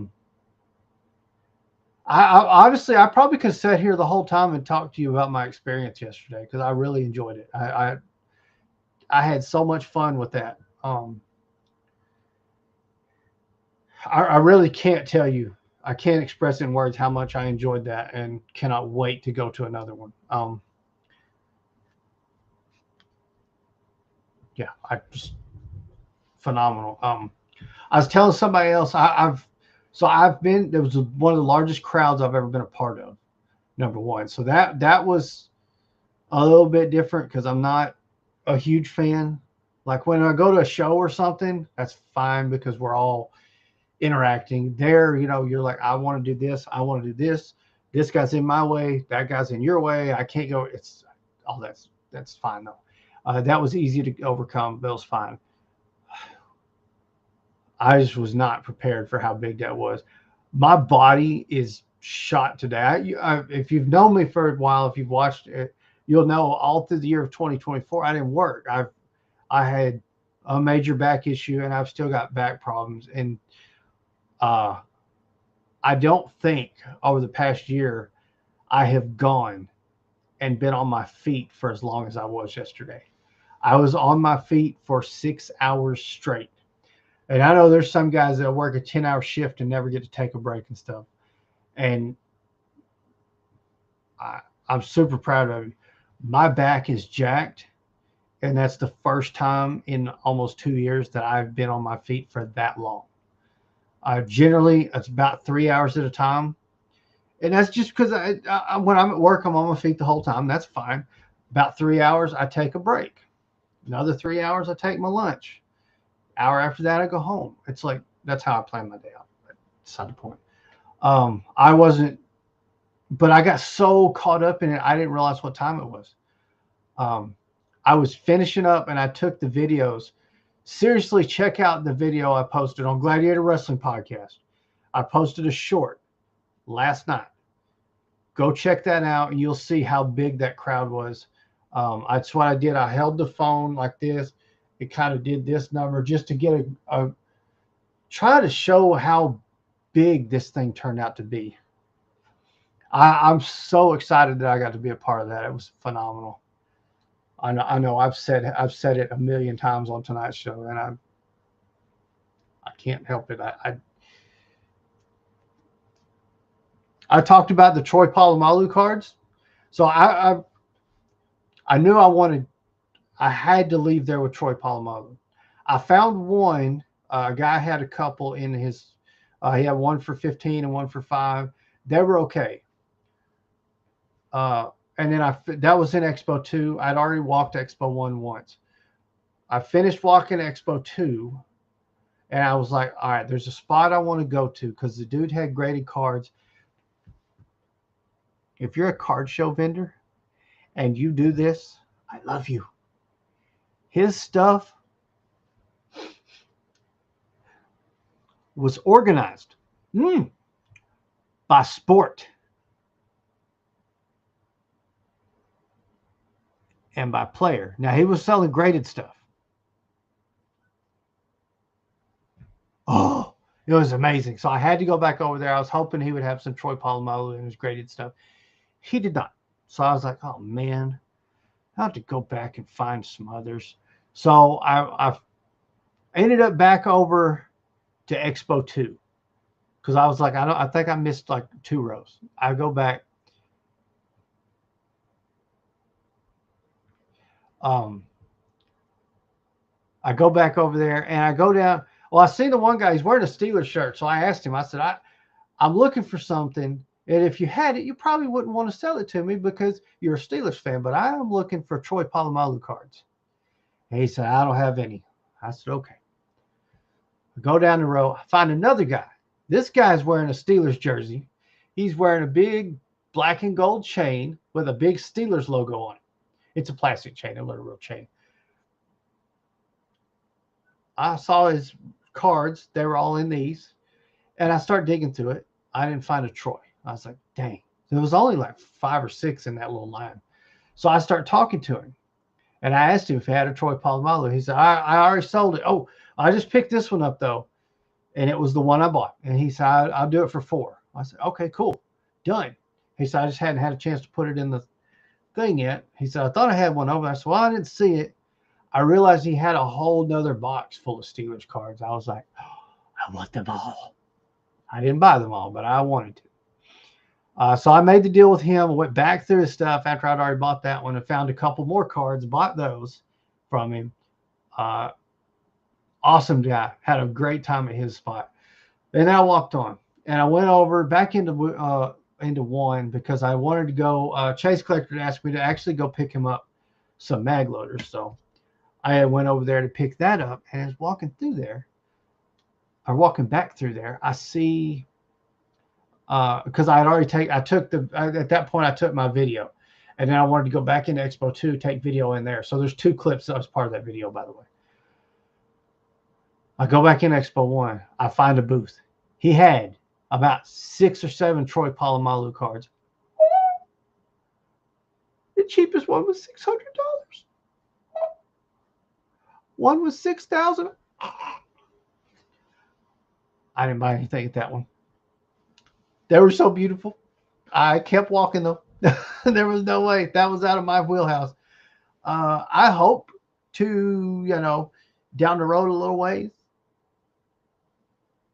learning this hobby, like I had learned everything else, teaching myself.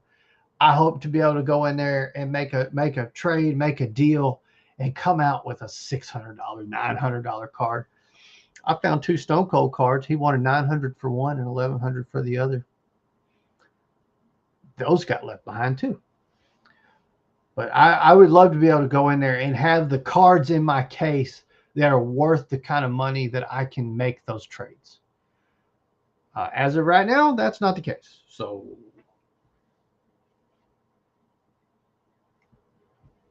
I did get an expensive card in that Rikishi 1 of 1 though. It's not a $900 card. Well, I mean, I guess it's however much somebody would pay me for it at this point because I'm the only one that has it. I told my wife earlier, I said, I ought to send that off to be graded because once it's graded, it's going to be a pop 1. That's how you do graded cards. It's you look up the population, you see, oh, this card has 90 Gem Mint 10s. So there's plenty of those. This card has 4 Gem Mint 10s. That's something to look at. So if I got a Gem Mint 10 out of that, no matter what, I'd have the only one. So low population on the grade, of course. There is only one of that card. I would control the market. So the only way it would sell is you made the offer big enough. As of right now, it's not for sale unless I come across like somebody that wanted to trade for a Stone Cold autograph or something like that. That was also like at least a number to 5. But I don't know. I'm having so much fun learning this hobby. I've been in the action figure hobby for years. You can't see it in the way that I've got the screen orientated today. I've got a ton of them right here beside me. All my wrestling figures are in this room. The guys that have been tuning in on Gladiator Toys, the other room, plum filled. I've done a live in there showing the whole thing. I'll do another one soon, I'm sure. I know that hobby well. And when I'm looking at wrestling cards, I know those well. I don't know the others well. I'm having to learn that. Graded cards. I was talking to Carver today, and I was like, I'm not. Like, I looked at them, and there's plenty that were in my budget. But I know about checking the popularity. I don't know. A lot of those guys there had a sticker on it that said, Pop 9, so you knew what the population was on it. That's a big thing with the graded card. Know the population. Obviously, your higher grades, your mint 10s and stuff like that. That's where you're looking at. And then you've got PSA and Beckett. Like, if you're graded by anything, and really PSA is top dog right now. If you're graded by anything but those two, most guys, they don't want to deal with you. So if you're grading because you want that slab, there is grading companies that do the AI grading. You get it back faster. Your card's on a slab. A lot of the slabs look a lot cooler. But if you're into resale, most guys don't touch those. Because if they're trying to buy them, they want it they want a PSA. Like, that's the thing. You can get a Beckett to sell, but a PSA, that's money. The AI grades, I saw some there, but they were still sitting there. And I thought, man, that's really cool, and it's graded. But if I pick it up and I decide I think I need to sell some of these off, it's not a PSA, it's not a Beckett. So it's a lot of stuff I'm learning. I trailed off. This is what happens on this show. If you've never watched it before, when the other guys are with me, we do the same thing. I was explaining like 30 minutes ago, probably. I've been to a lot of shows. That was the biggest crowd. I've been to comic book conventions. I've been to horror conventions, tattoo and horror conventions, comic expos, Wizard World Comic Cons. I've been to lots of stuff like that. Been to toy shows. Obviously, I've talked many times about it. I sell at the flea market. I've also been to it a million times before I started selling there. That was one of my favorite experiences out of going to stuff like that.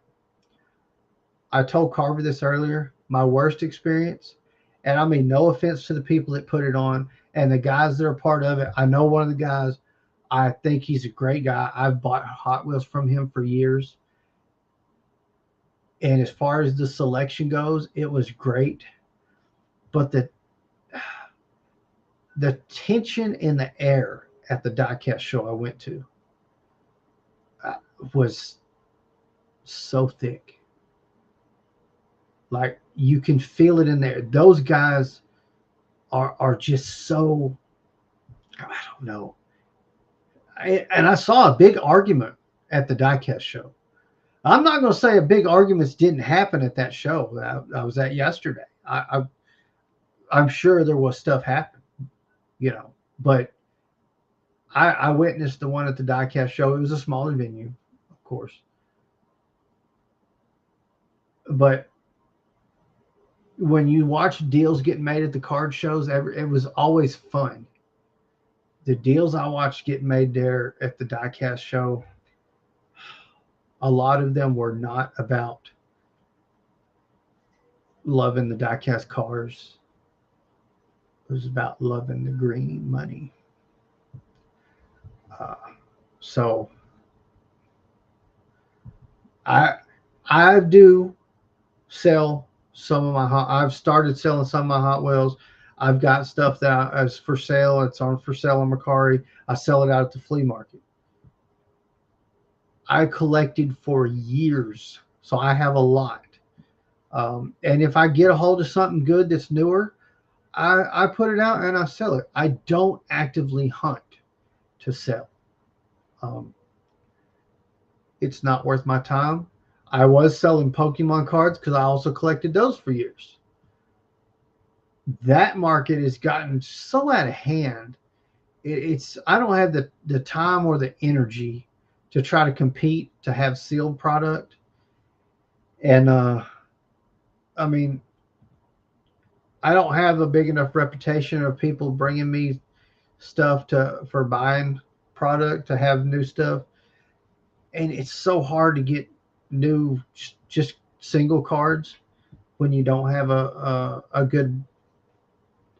I've got a few guys that come to me to sell, but I don't have the capital to buy, a stack of $200 cards or something. It just doesn't work for me.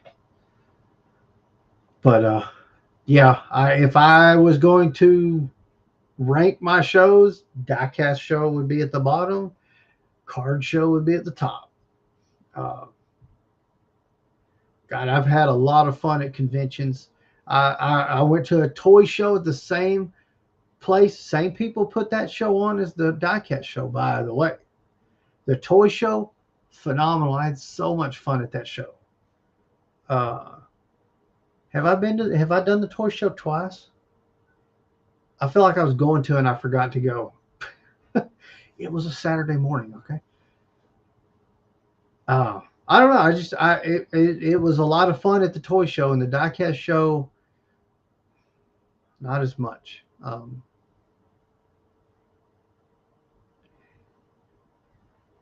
They had great. I mean, I found a lot. I bought a lot of stuff at the diecast show. I really did. I spent some money.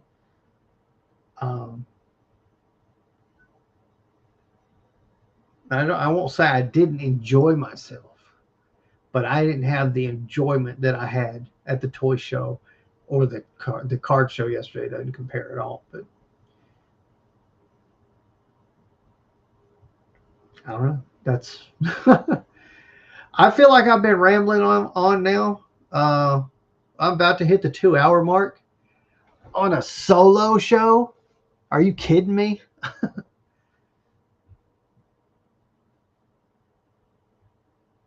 Oh wow, really? I think he was supposed to be at his new shop in Chattanooga shortly after. Like he was scheduled to be up there for a few different times, but he passed away before he went up there. We've been talking about it. We're wanting to go up there, check out that shop in Chattanooga. I don't know. Old neighbor's been talking like,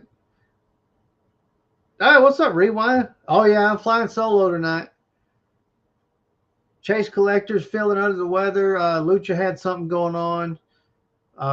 Or neighbor. He goes by neighbor now. But anyways, they had stuff going on. So I went double live. I'm live on my other channel as well, just chilling. I kind of went over Raw and SmackDown like an hour and a half ago. I've just been chilling. Been talking about my new trading cards I got yesterday at the show. What do you think about Godfather Papa Shango double autograph? Woo! I got a 1 of 1 Rikishi autograph card too, by the way. Just to throw that out there in case you wanted to know. Hello, camera. Focus. I know. I'm tired too after 2 hours, but you got to focus. Hello.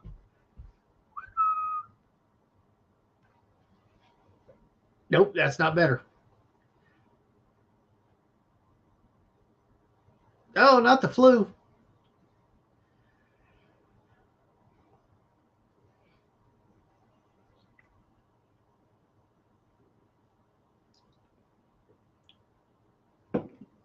Well,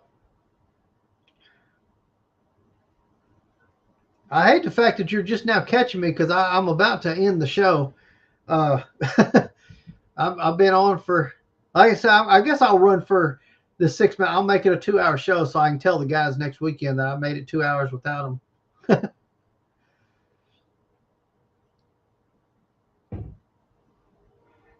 And oddly enough, several people showed up to listen to me ramble on and on for 2 hours.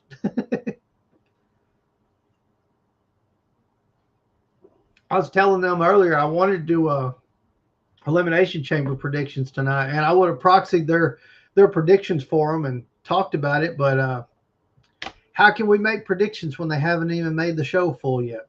We don't even know who's the last competitors are. It's ridiculous. But I think I'll proxy their predictions on Friday night, and I'll either go live for SmackDown or I'll just drop a video doing our predictions. That's how I'm going to do that. I hate the fact that we can't make predictions the weekend before because they don't have their PLEs set until the night before. Ridiculous.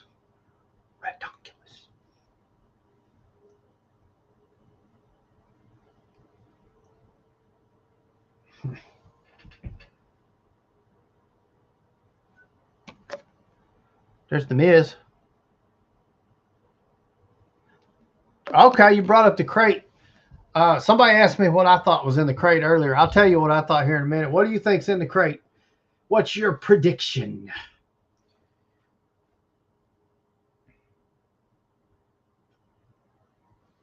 I'll tell you what I think's in it when you tell me what you think.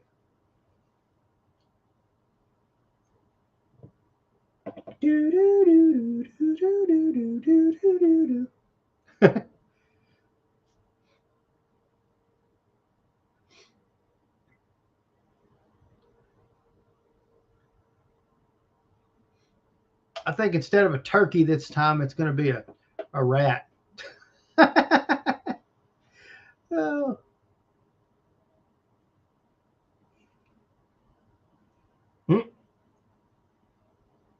Is that what you think's in the crate? Vince's car? I got a feeling it's a countdown clock. I kind of feel like that's what it's going to be. A lot of people are saying it's going to be the same thing. It's going to be a countdown clock for Chris Jericho. And it may be.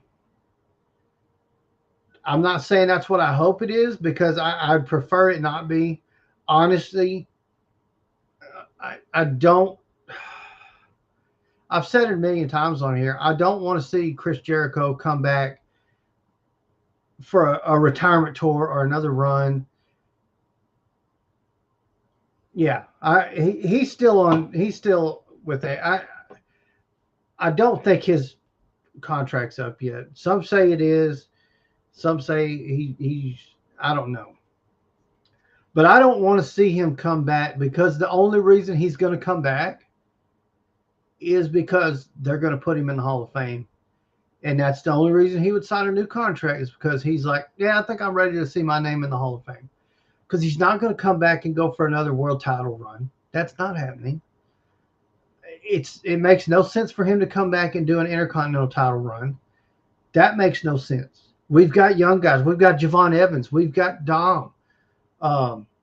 And Neighbor's not here to defend Dom, so Dom's going to have to lose that title soon. Nah. You can tell him I said it. We got so many young guys that can run with the IC title, with US title. There's no sense in Jericho coming back and holding that. He's done that. I've seen a lot of people think Danhausen could be in the box. First off, I don't think they're going to reveal a person in the box. But then again, they had that egg forever, and the gobbledygooker was in the egg, which I have that Ultimate Edition action figure, by the way. So they could pull some, but like back then when they did that, that's like 89, 90. You know, that wasn't shocking. I don't know what I'm trying to say. For the gobbledygooker to happen and us to think he was in the egg that whole time, or them to even want us to think he was in the egg the whole time, that made sense back then. Kayfabe was alive, None of us believe they're going to keep somebody in that crate for 3 weeks. Yeah, he did. Oh, Chainsaw Charlie. Yes, sir. Oh, man. Yes, absolutely. Rest in peace, Terry Funk. Oh man, I absolutely hated trying to do a tribute video for Terry Funk when he passed. That was heartbreaking. Can you believe? I just recently, a few weeks ago, watched Roadhouse again. He was freaking huge in that movie. Or they just cast a bunch of tiny guys. But he was jacked for that movie. But yeah, I like the I like the Chainsaw Charlie gimmick. That was fun. I really enjoyed that. Uh, his stuff against him and Cactus. That was a fun little time they had. Dumpster matches with the New Age Outlaw and stuff. That was fun. But yeah, he debuted in it that crate. But I don't. I mean, it's not like they did. They wheel that around for 2 or 3 weeks. I don't think they did. Could be wrong. It's been a while back. I don't remember nothing.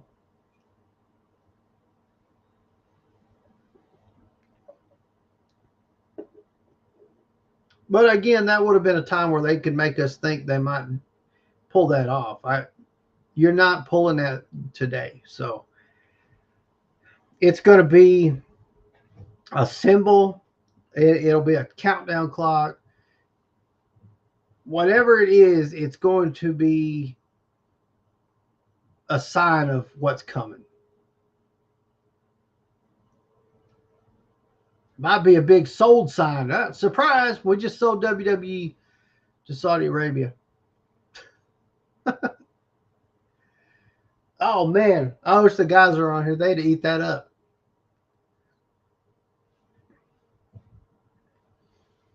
I'm going to text them. Group chat. Here we go.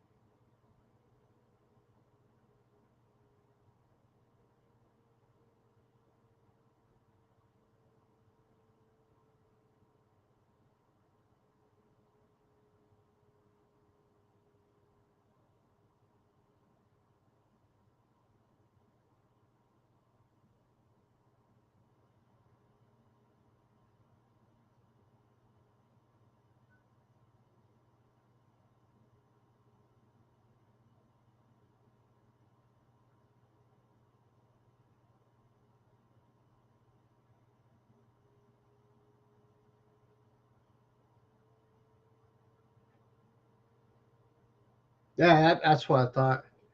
Hold on. They all passed away.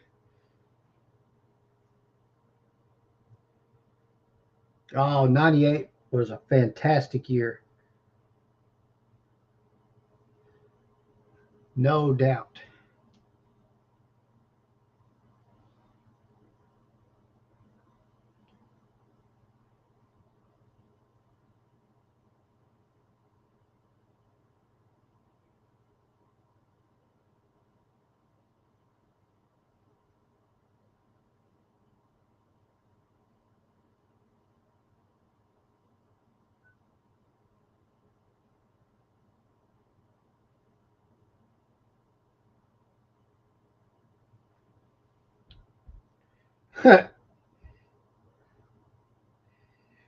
Lucha says the sign in the crate is gonna say sold to Saudi Arabia and Vince McMahon.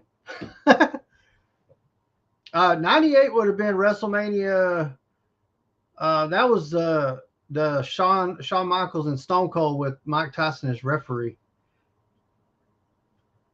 Fantastic, amazing WrestleMania. Not as good as the Brett versus Stone Cold in the I Quit or the submission match, but very good.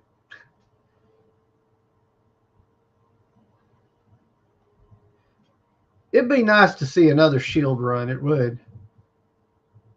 I I think Seth Rollins could pull it off and put together a new Shield where he remains the architect, and gets two other guys and they wreak havoc. I mean, yeah, special guest enforcer. Uh, I don't know if Braun Breaker and Bronson Reed were the right fit to do a new Shield gimmick, but there's some guy he could do it. I think it worked with Seth being the architect once again, but that I don't see that happening. The whole vision thing to me seems to be falling apart, which I really had higher hopes for that. But now that Breaker's hurt and he's out indefinitely, Dunn already had surgery. It's like, shh, what do we do?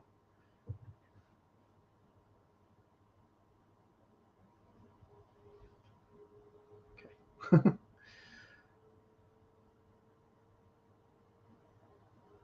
Yeah, I think was Brett and Stone Cold, was that WrestleMania 13?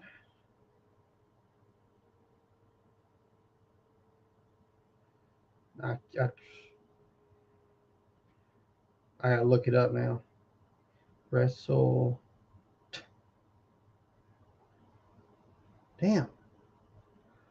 If he brings back the Shield, it's either going to be really good or really bad. Right? Yeah, there won't be any in between for sure.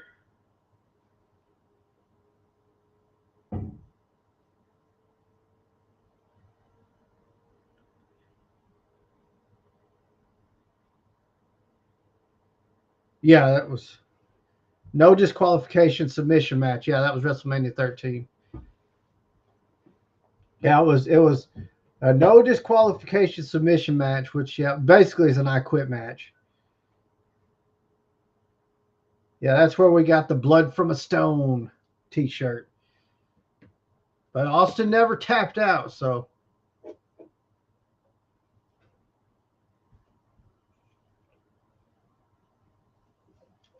Mr. WrestleMania versus Brett at WrestleMania 12.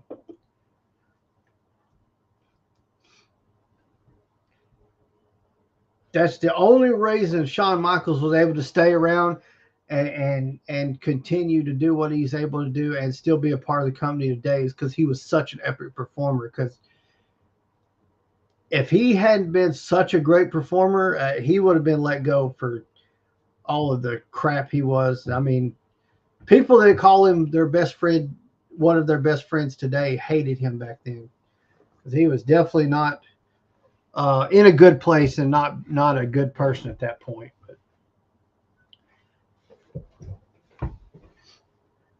God, he could put on a match though.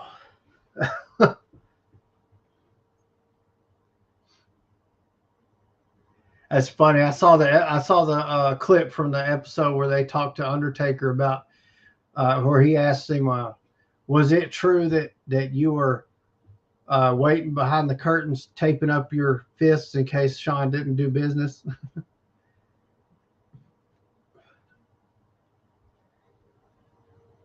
Oh, are you talking about the one in the mask? Who do you think is the new? Oh, who's the new Mr. WrestleMania?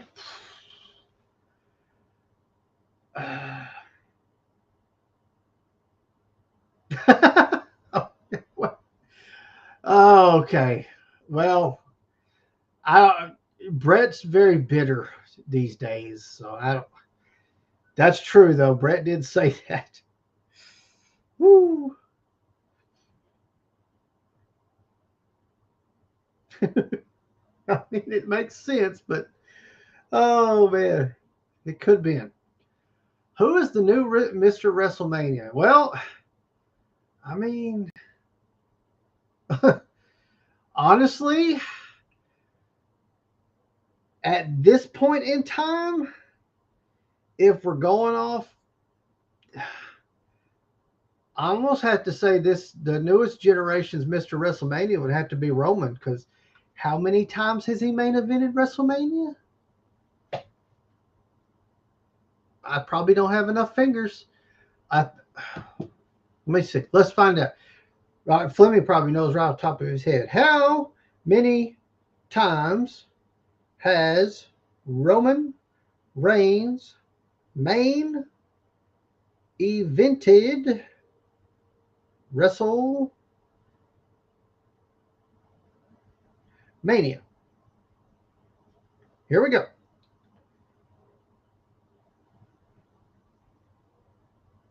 So as of WrestleMania 41 last year, he has main evented 10 times.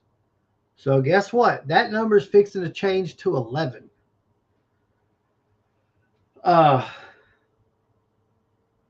As far as somebody to fill the Mr. WrestleMania spot that Shawn Michaels, there's no way to fill those shoes. I think Brett's bitter because HBK and McMahon didn't invite him into the He's jealous. Oh man. These days Brett is bitter towards so many. It's like every time I see him do an interview now, he's been bitter against Goldberg for 20, 30 years now, but that's beside the point. I mean, it seems like every time he does a new interview or talk show or something, he's bitter with somebody else. I don't know why that is. I mean, that's just what he's got going on. So I guess, good for him. He can do and say what he wants to, I guess. Doesn't take away from the incredible matches and career that Bret Hart had, because he had some amazing matches. He also had some amazing screw jobs. But yeah, very, very wild. When we're talking about those times where the HBK, Bret Hart, Stone Cold were all your top guys, that was a mind-blowing era. We throw that term around too much, era, but man, I still like him too.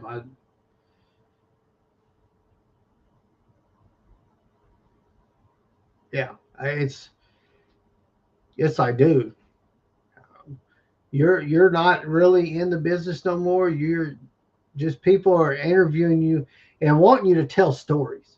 Let's be honest. When you pull a guy from back there, you get a Bret Hart. You get to sit down with Bret Hart. You're going to sit down with Rikishi, Stone Cold, Undertaker, Mick Foley, anybody from the back in the day, even like John Cena. You're not wanting to see. You're not wanting him to tell you, oh, who did you like and who you did not. You want to hear him tell the stories from back in the day. You want to hear stories about this break that he caught or this match. You don't want to hear him bitch about everything. You want to. That's man. If I could get somebody from back in the day on this podcast, it wouldn't take long. Like, of course, I'd ask them some questions about what did they think about this and this, what's going on these days. But man, my whole goal will be to sit there and get them to start telling stories.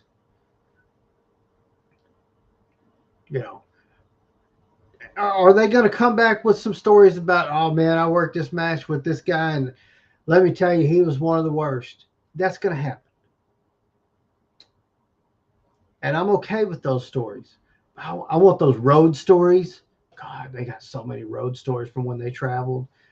I'd sit and listen to them tell stories all night long. I'd do an 8-hour podcast listening to them old guys tell stories. Taker's got so many, and I've heard so many from his podcast, but I'd sit and listen to him tell stories again. I'd sit and listen until he lost his voice.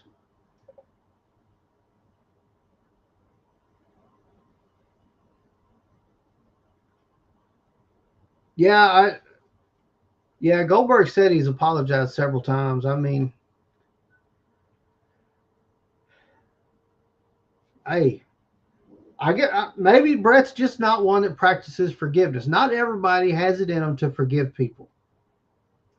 It's weird because I've been an HPK fan. Now I've been going back and watching his stuff, and hey, Brett can wrestle. Oh yeah, I mean, dude, when he put together, I'm not talking about Heart Foundation when it was Brett and Jim the Anvil. I'm talking about Heart Foundation when it was a faction. You had Brett, Owen, British Bulldog. Uh, they brought in Brian Pillman at one time. Dude, when they were going back and forth with Stone Cold, Brett was in the wheelchair and all that. That was good stuff. McMahon's book. Oh man, that would be. Depends on which stories he's telling, because evidently he's got some nasty stories that I don't really want to hear. I don't think, but there's no telling. Like that was some of the best stuff about when the Netflix documentary they did on McMahon. Freaking when he's talking about when his dad ran the company, the stuff he remembers from back then. That I would love to hear McMahon tell more stuff like that. Like that would be the most exciting part of that book if he's telling stuff from when Vince Sr. was running the company. Like Paul Heyman, he's got stories from when Sr. was running the company. Oh my God. Paul Heyman. I would listen to Paul Heyman tell stories for 24 hours. I'd run it. Boop, live, just go. Don't worry. Talk until you can't do. When you're ready to stop and need to go to bed, then we'll stop the show. I'd let Paul Heyman talk forever. Oh! If I get Paul Heyman on this show, dude, my heart probably couldn't take it. I got blood pressure problems. I'd lose my mind. But can you imagine, instead of me blabbering for 2.5 hours, Paul Heyman sitting here telling stories for 2.5 hours? Oh, I'd be in hog heaven, I guarantee you. Ain't no doubt about it. Hog heaven. Man, I'd whew.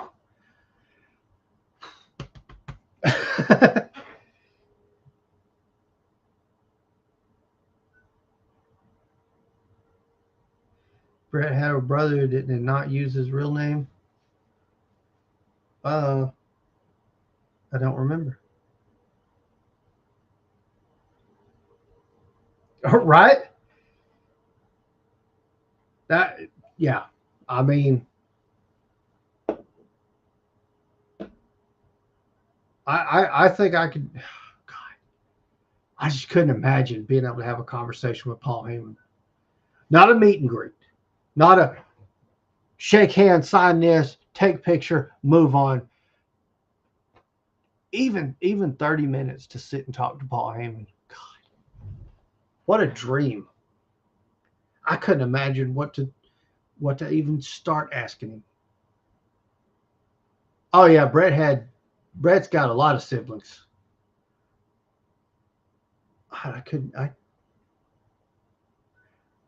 I wouldn't know where to start with Paul Heyman. My God. Could you imagine a conversation with Paul Heyman? Because I want to know everything. I don't. Paul Heyman hadn't wrote a book yet. I hope he does. Pre-order all day long. I mean, Paul Heyman can tell you stories about managing Mean Mark. The story about him sneaking backstage as a photographer or whatever, when Senior was running it.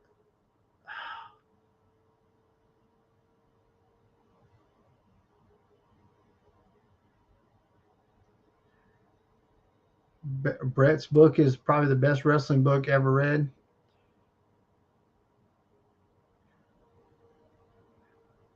Oh, he didn't do his through WWE. I've got Stone Cold's book. I've read it all the way through. The Rock did one way back when too. I read it too. I've got it. I've got was it Mox that did a book? I've got that. I haven't read it yet, but I bought it as soon as it came out.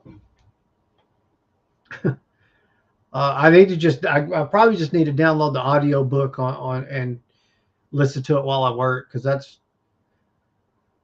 I've talked about that a few times. I have books. I have read some. I love to read books. My problem is I start to read and I read very slow. I don't know if that ever comes out when I'm reading comments, but I'm very slow. And because of that, and because my attention span, I'll be reading and then my mind will start thinking about something, and I'll have read a whole page and I don't know what I just read. So then I reread it. Okay, then I got kept, but I read so slow, it takes me forever to read a book, and then I get discouraged and end up not finishing the book. Exactly. I downloaded Audible. Dude, you know what? I've always thought being a garbage man would be fun. But I talked earlier about missing. I couldn't work the whole year of 2024. I didn't lose my job. I was able to go back to my job February 2025. I've been back for a year now. Hey, hey.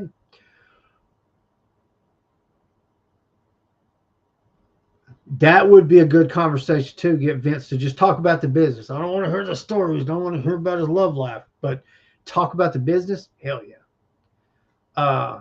There went my attention span again. What was I saying? Oh, but when I went back to work, I'm the only one that works in my area after 3 o'clock now. And I don't like to be by myself, because when I'm by myself, the only person I have to talk to is myself. And sometimes when I get up in my head, it's not fun. So I like to, and I don't mind listening to music, but I actually got in trouble because what had happened, I wanted to read the Reacher books. Now, I downloaded Audible a while back before that, and I actually bought the thing where you get 1 credit each month, and I hadn't paid attention. I had like 9 credits built up. But I had already downloaded some Sherlock Holmes books, Harry Potter, Lord of the Rings. I had several books already in my library on Audible, but I wanted to read the Reacher novels. I've been watching the Reacher. I've never watched the one with Tom Cruise. I don't like Tom Cruise. I can't watch Tom Cruise movies. I can barely stomach Mission Impossible movies. There, I said it. It's out there. But Reacher on Amazon Prime, I've watched all 3 seasons twice now. Is it just twice or is it 3 times? We're going to go twice. So I wanted to read the books, and I was reading them, but I didn't have any earbuds. So I would just turn it on and sit there and work with it sitting on my cart. Well, I got in trouble because somebody went and told the management that there was a guy over there working, listening to a podcast about how to kill someone with an axe. What's up, Nathaniel? Welcome in. I've been on here for about 2.5 hours now. All you've missed is me blabbering a whole lot and a little bit of wrestling conversations. I don't know which channel you tuned in on. Did you find me on Gladiator Toys or Gladiator Wrestling Podcast? That was a lot in one go. I'm sorry. Would you please drop a comment and tell me which channel you're watching me on? Let me slow down. Shit. Yes. So, but when the lady turned me in for listening, Miku, hi, what's up? Welcome in. Generally, this is a wrestling podcast, but today my partners are not with me, so I am solo and just blabbering on for 2.5 hours, evidently. But hi. Yeah. So I love Audible. Since downloading that, since going back to work, now I got my earbuds in, so nobody knows what I'm listening to. Don't offend nobody. Thank you, Karen, for saying I was trying to learn how to kill somebody with an axe, like I needed a lesson. Anyways, I've been able to get through the entire Harry Potter series, which I was so happy to do. What's up, the man Batman? Welcome in. Wait, what? Y'all have the same? Are you the same person? You got the same picture. I'm going crazy. Can you guys that are just joining tell me if you're watching me on Gladiator Toys channel or Gladiator Wrestling Podcast channel? I'm live on two different channels. I'd just like to know where you found me. Right now, I'm blabbering about Audible. What else have I gone through since I've been on Audible? Got through the entire Harry Potter series, most of Lord of the Rings, about 6 Reacher novels, something else. There's a few more books too.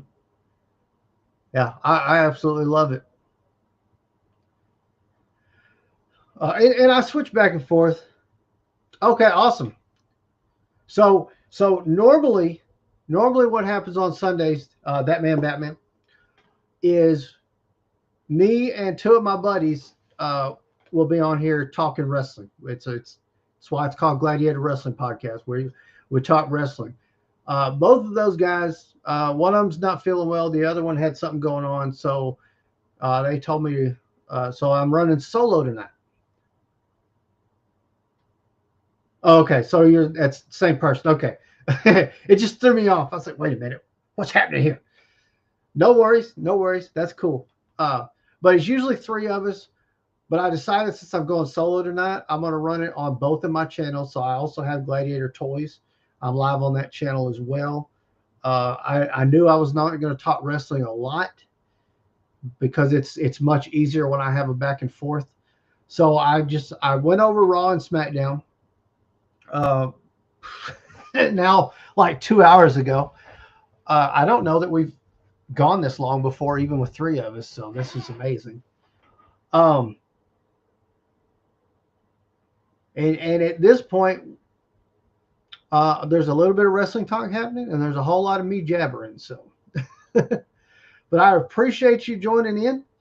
I'm assuming you're a big Batman fan. I love Batman. I've got a buddy that's about to do some artwork that's Batman for me. He's done some other Batman artwork for me too.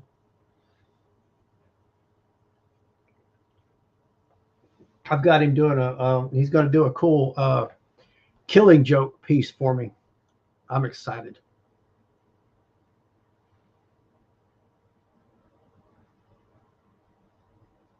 It wasn't music. It was a book.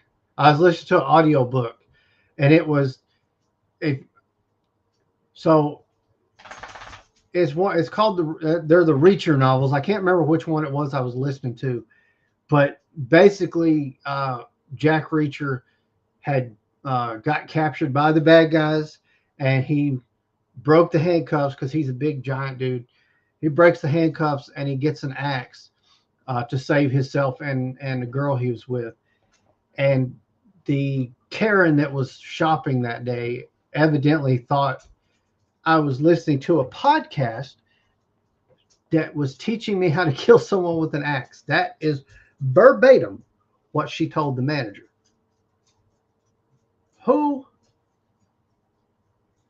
I've known for a while. I was part of the management team there for years. So when he was told, he took it serious. And when he told me about it, though, he didn't stop. He didn't pull me to the side or pull me in the office and say, so we had a customer complaint, and evidently they said you were listening to a podcast that was teaching you how to kill someone with an axe. That's not what happened. He walks by, right? And he says, there was a customer complaint, by the way. I said, oh, really? He said, yeah, they said some guy over there in HBA was listening to a podcast, learning how to kill somebody with an axe. And he laughed and walked off. And I sat there for a minute going, wait a minute. Wait, for real? I had to go catch up with it. I said, are you serious? He said, yeah, a woman complained. Like really? I said, number one, they said, yeah, we knew it was you, but we knew that's not what was going on. I said, I'll buy some earbuds tonight. So I bought earbuds that night, but I said, I know you're not worried about it, but I feel like I have to tell you what I was listening to. Because if I'm in your shoes, somewhere in the back of my head, I'm going, what was he really listening to?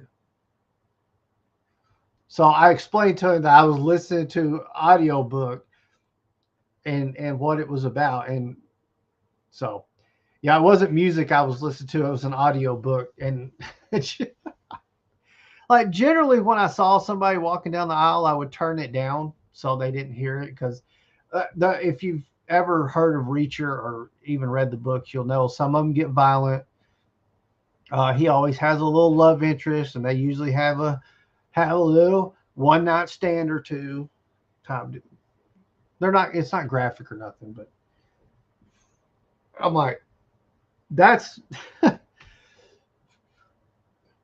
But I did. I bought earbuds that night and took them home and charged them. So now I listen to either music or I listen to an audiobook all day at work, and nobody knows except the team lead over my area. She'll ask me what book I'm listening to right now because she does the same thing.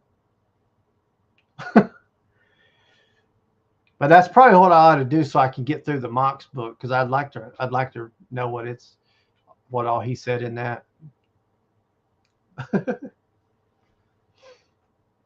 Oh man, oh man.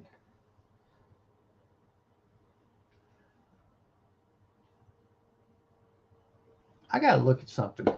I gotta find out. Have I beat the record? Because neighbor's gonna be real aggravated if I've set a new record on how long we went live. I know I haven't beat it on Gladiator Toys, because I one time over there went okay, over 3 hours because I was building a Lego set. But, oh, okay.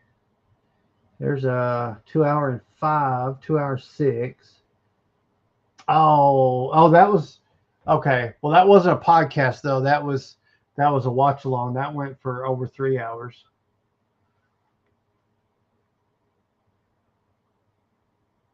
There's a podcast for 2 hours 5.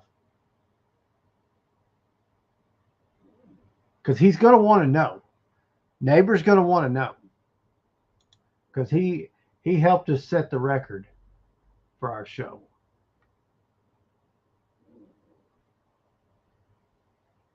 Where am I at? Where's the date? Oh, there we go.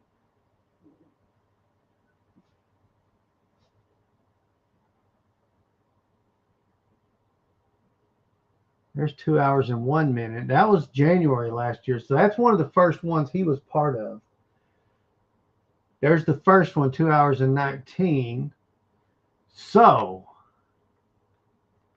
I think for the regular Sunday podcast, I may have set a new record, and I did it solo. Make sure, Fleming and everybody, we jump on here next Sunday and give the boys all kinds of trouble. Tell them how your boy did going solo.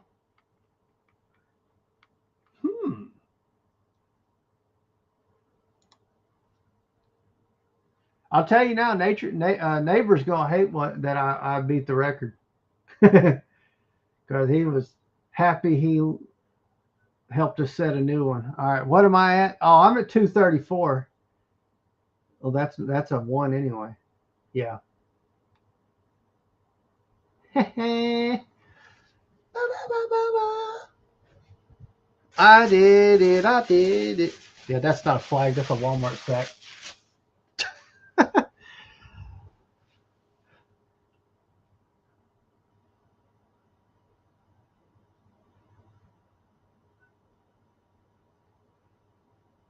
Should I like some? I like stuff. Are you talking about Reacher?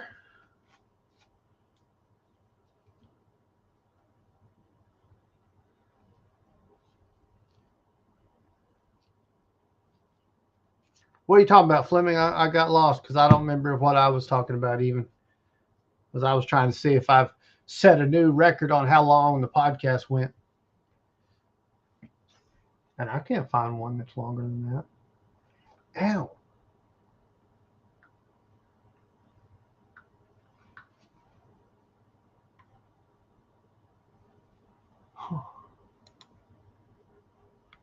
So this goes all the way back to January of 25. And that's where he started. So yeah.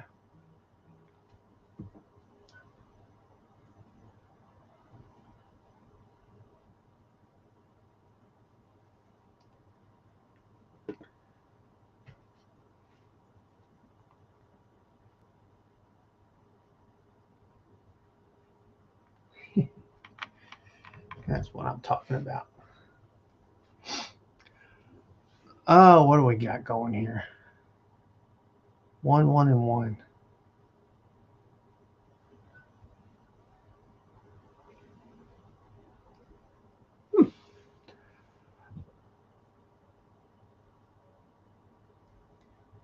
Uh, Fleming, if you're talking about the Reacher novels or the Reacher show, you absolutely should check that out.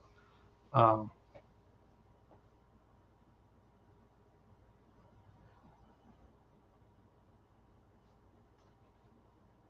huh?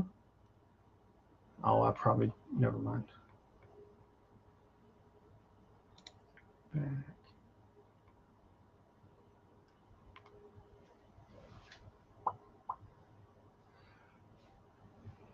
Oh man, yeah. I think I gotta.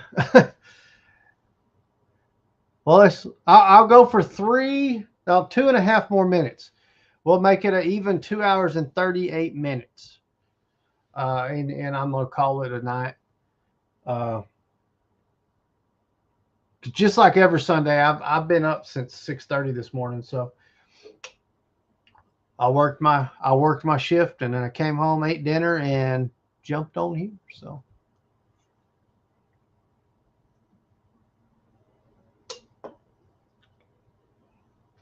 And every now and that's why we got to end. So every now and then this happens where I have to go solo, and I think I'm going to continue it. Right on. I'm going to continue whenever this happens, and I'll go live on both channels, and I'm just going to have fun.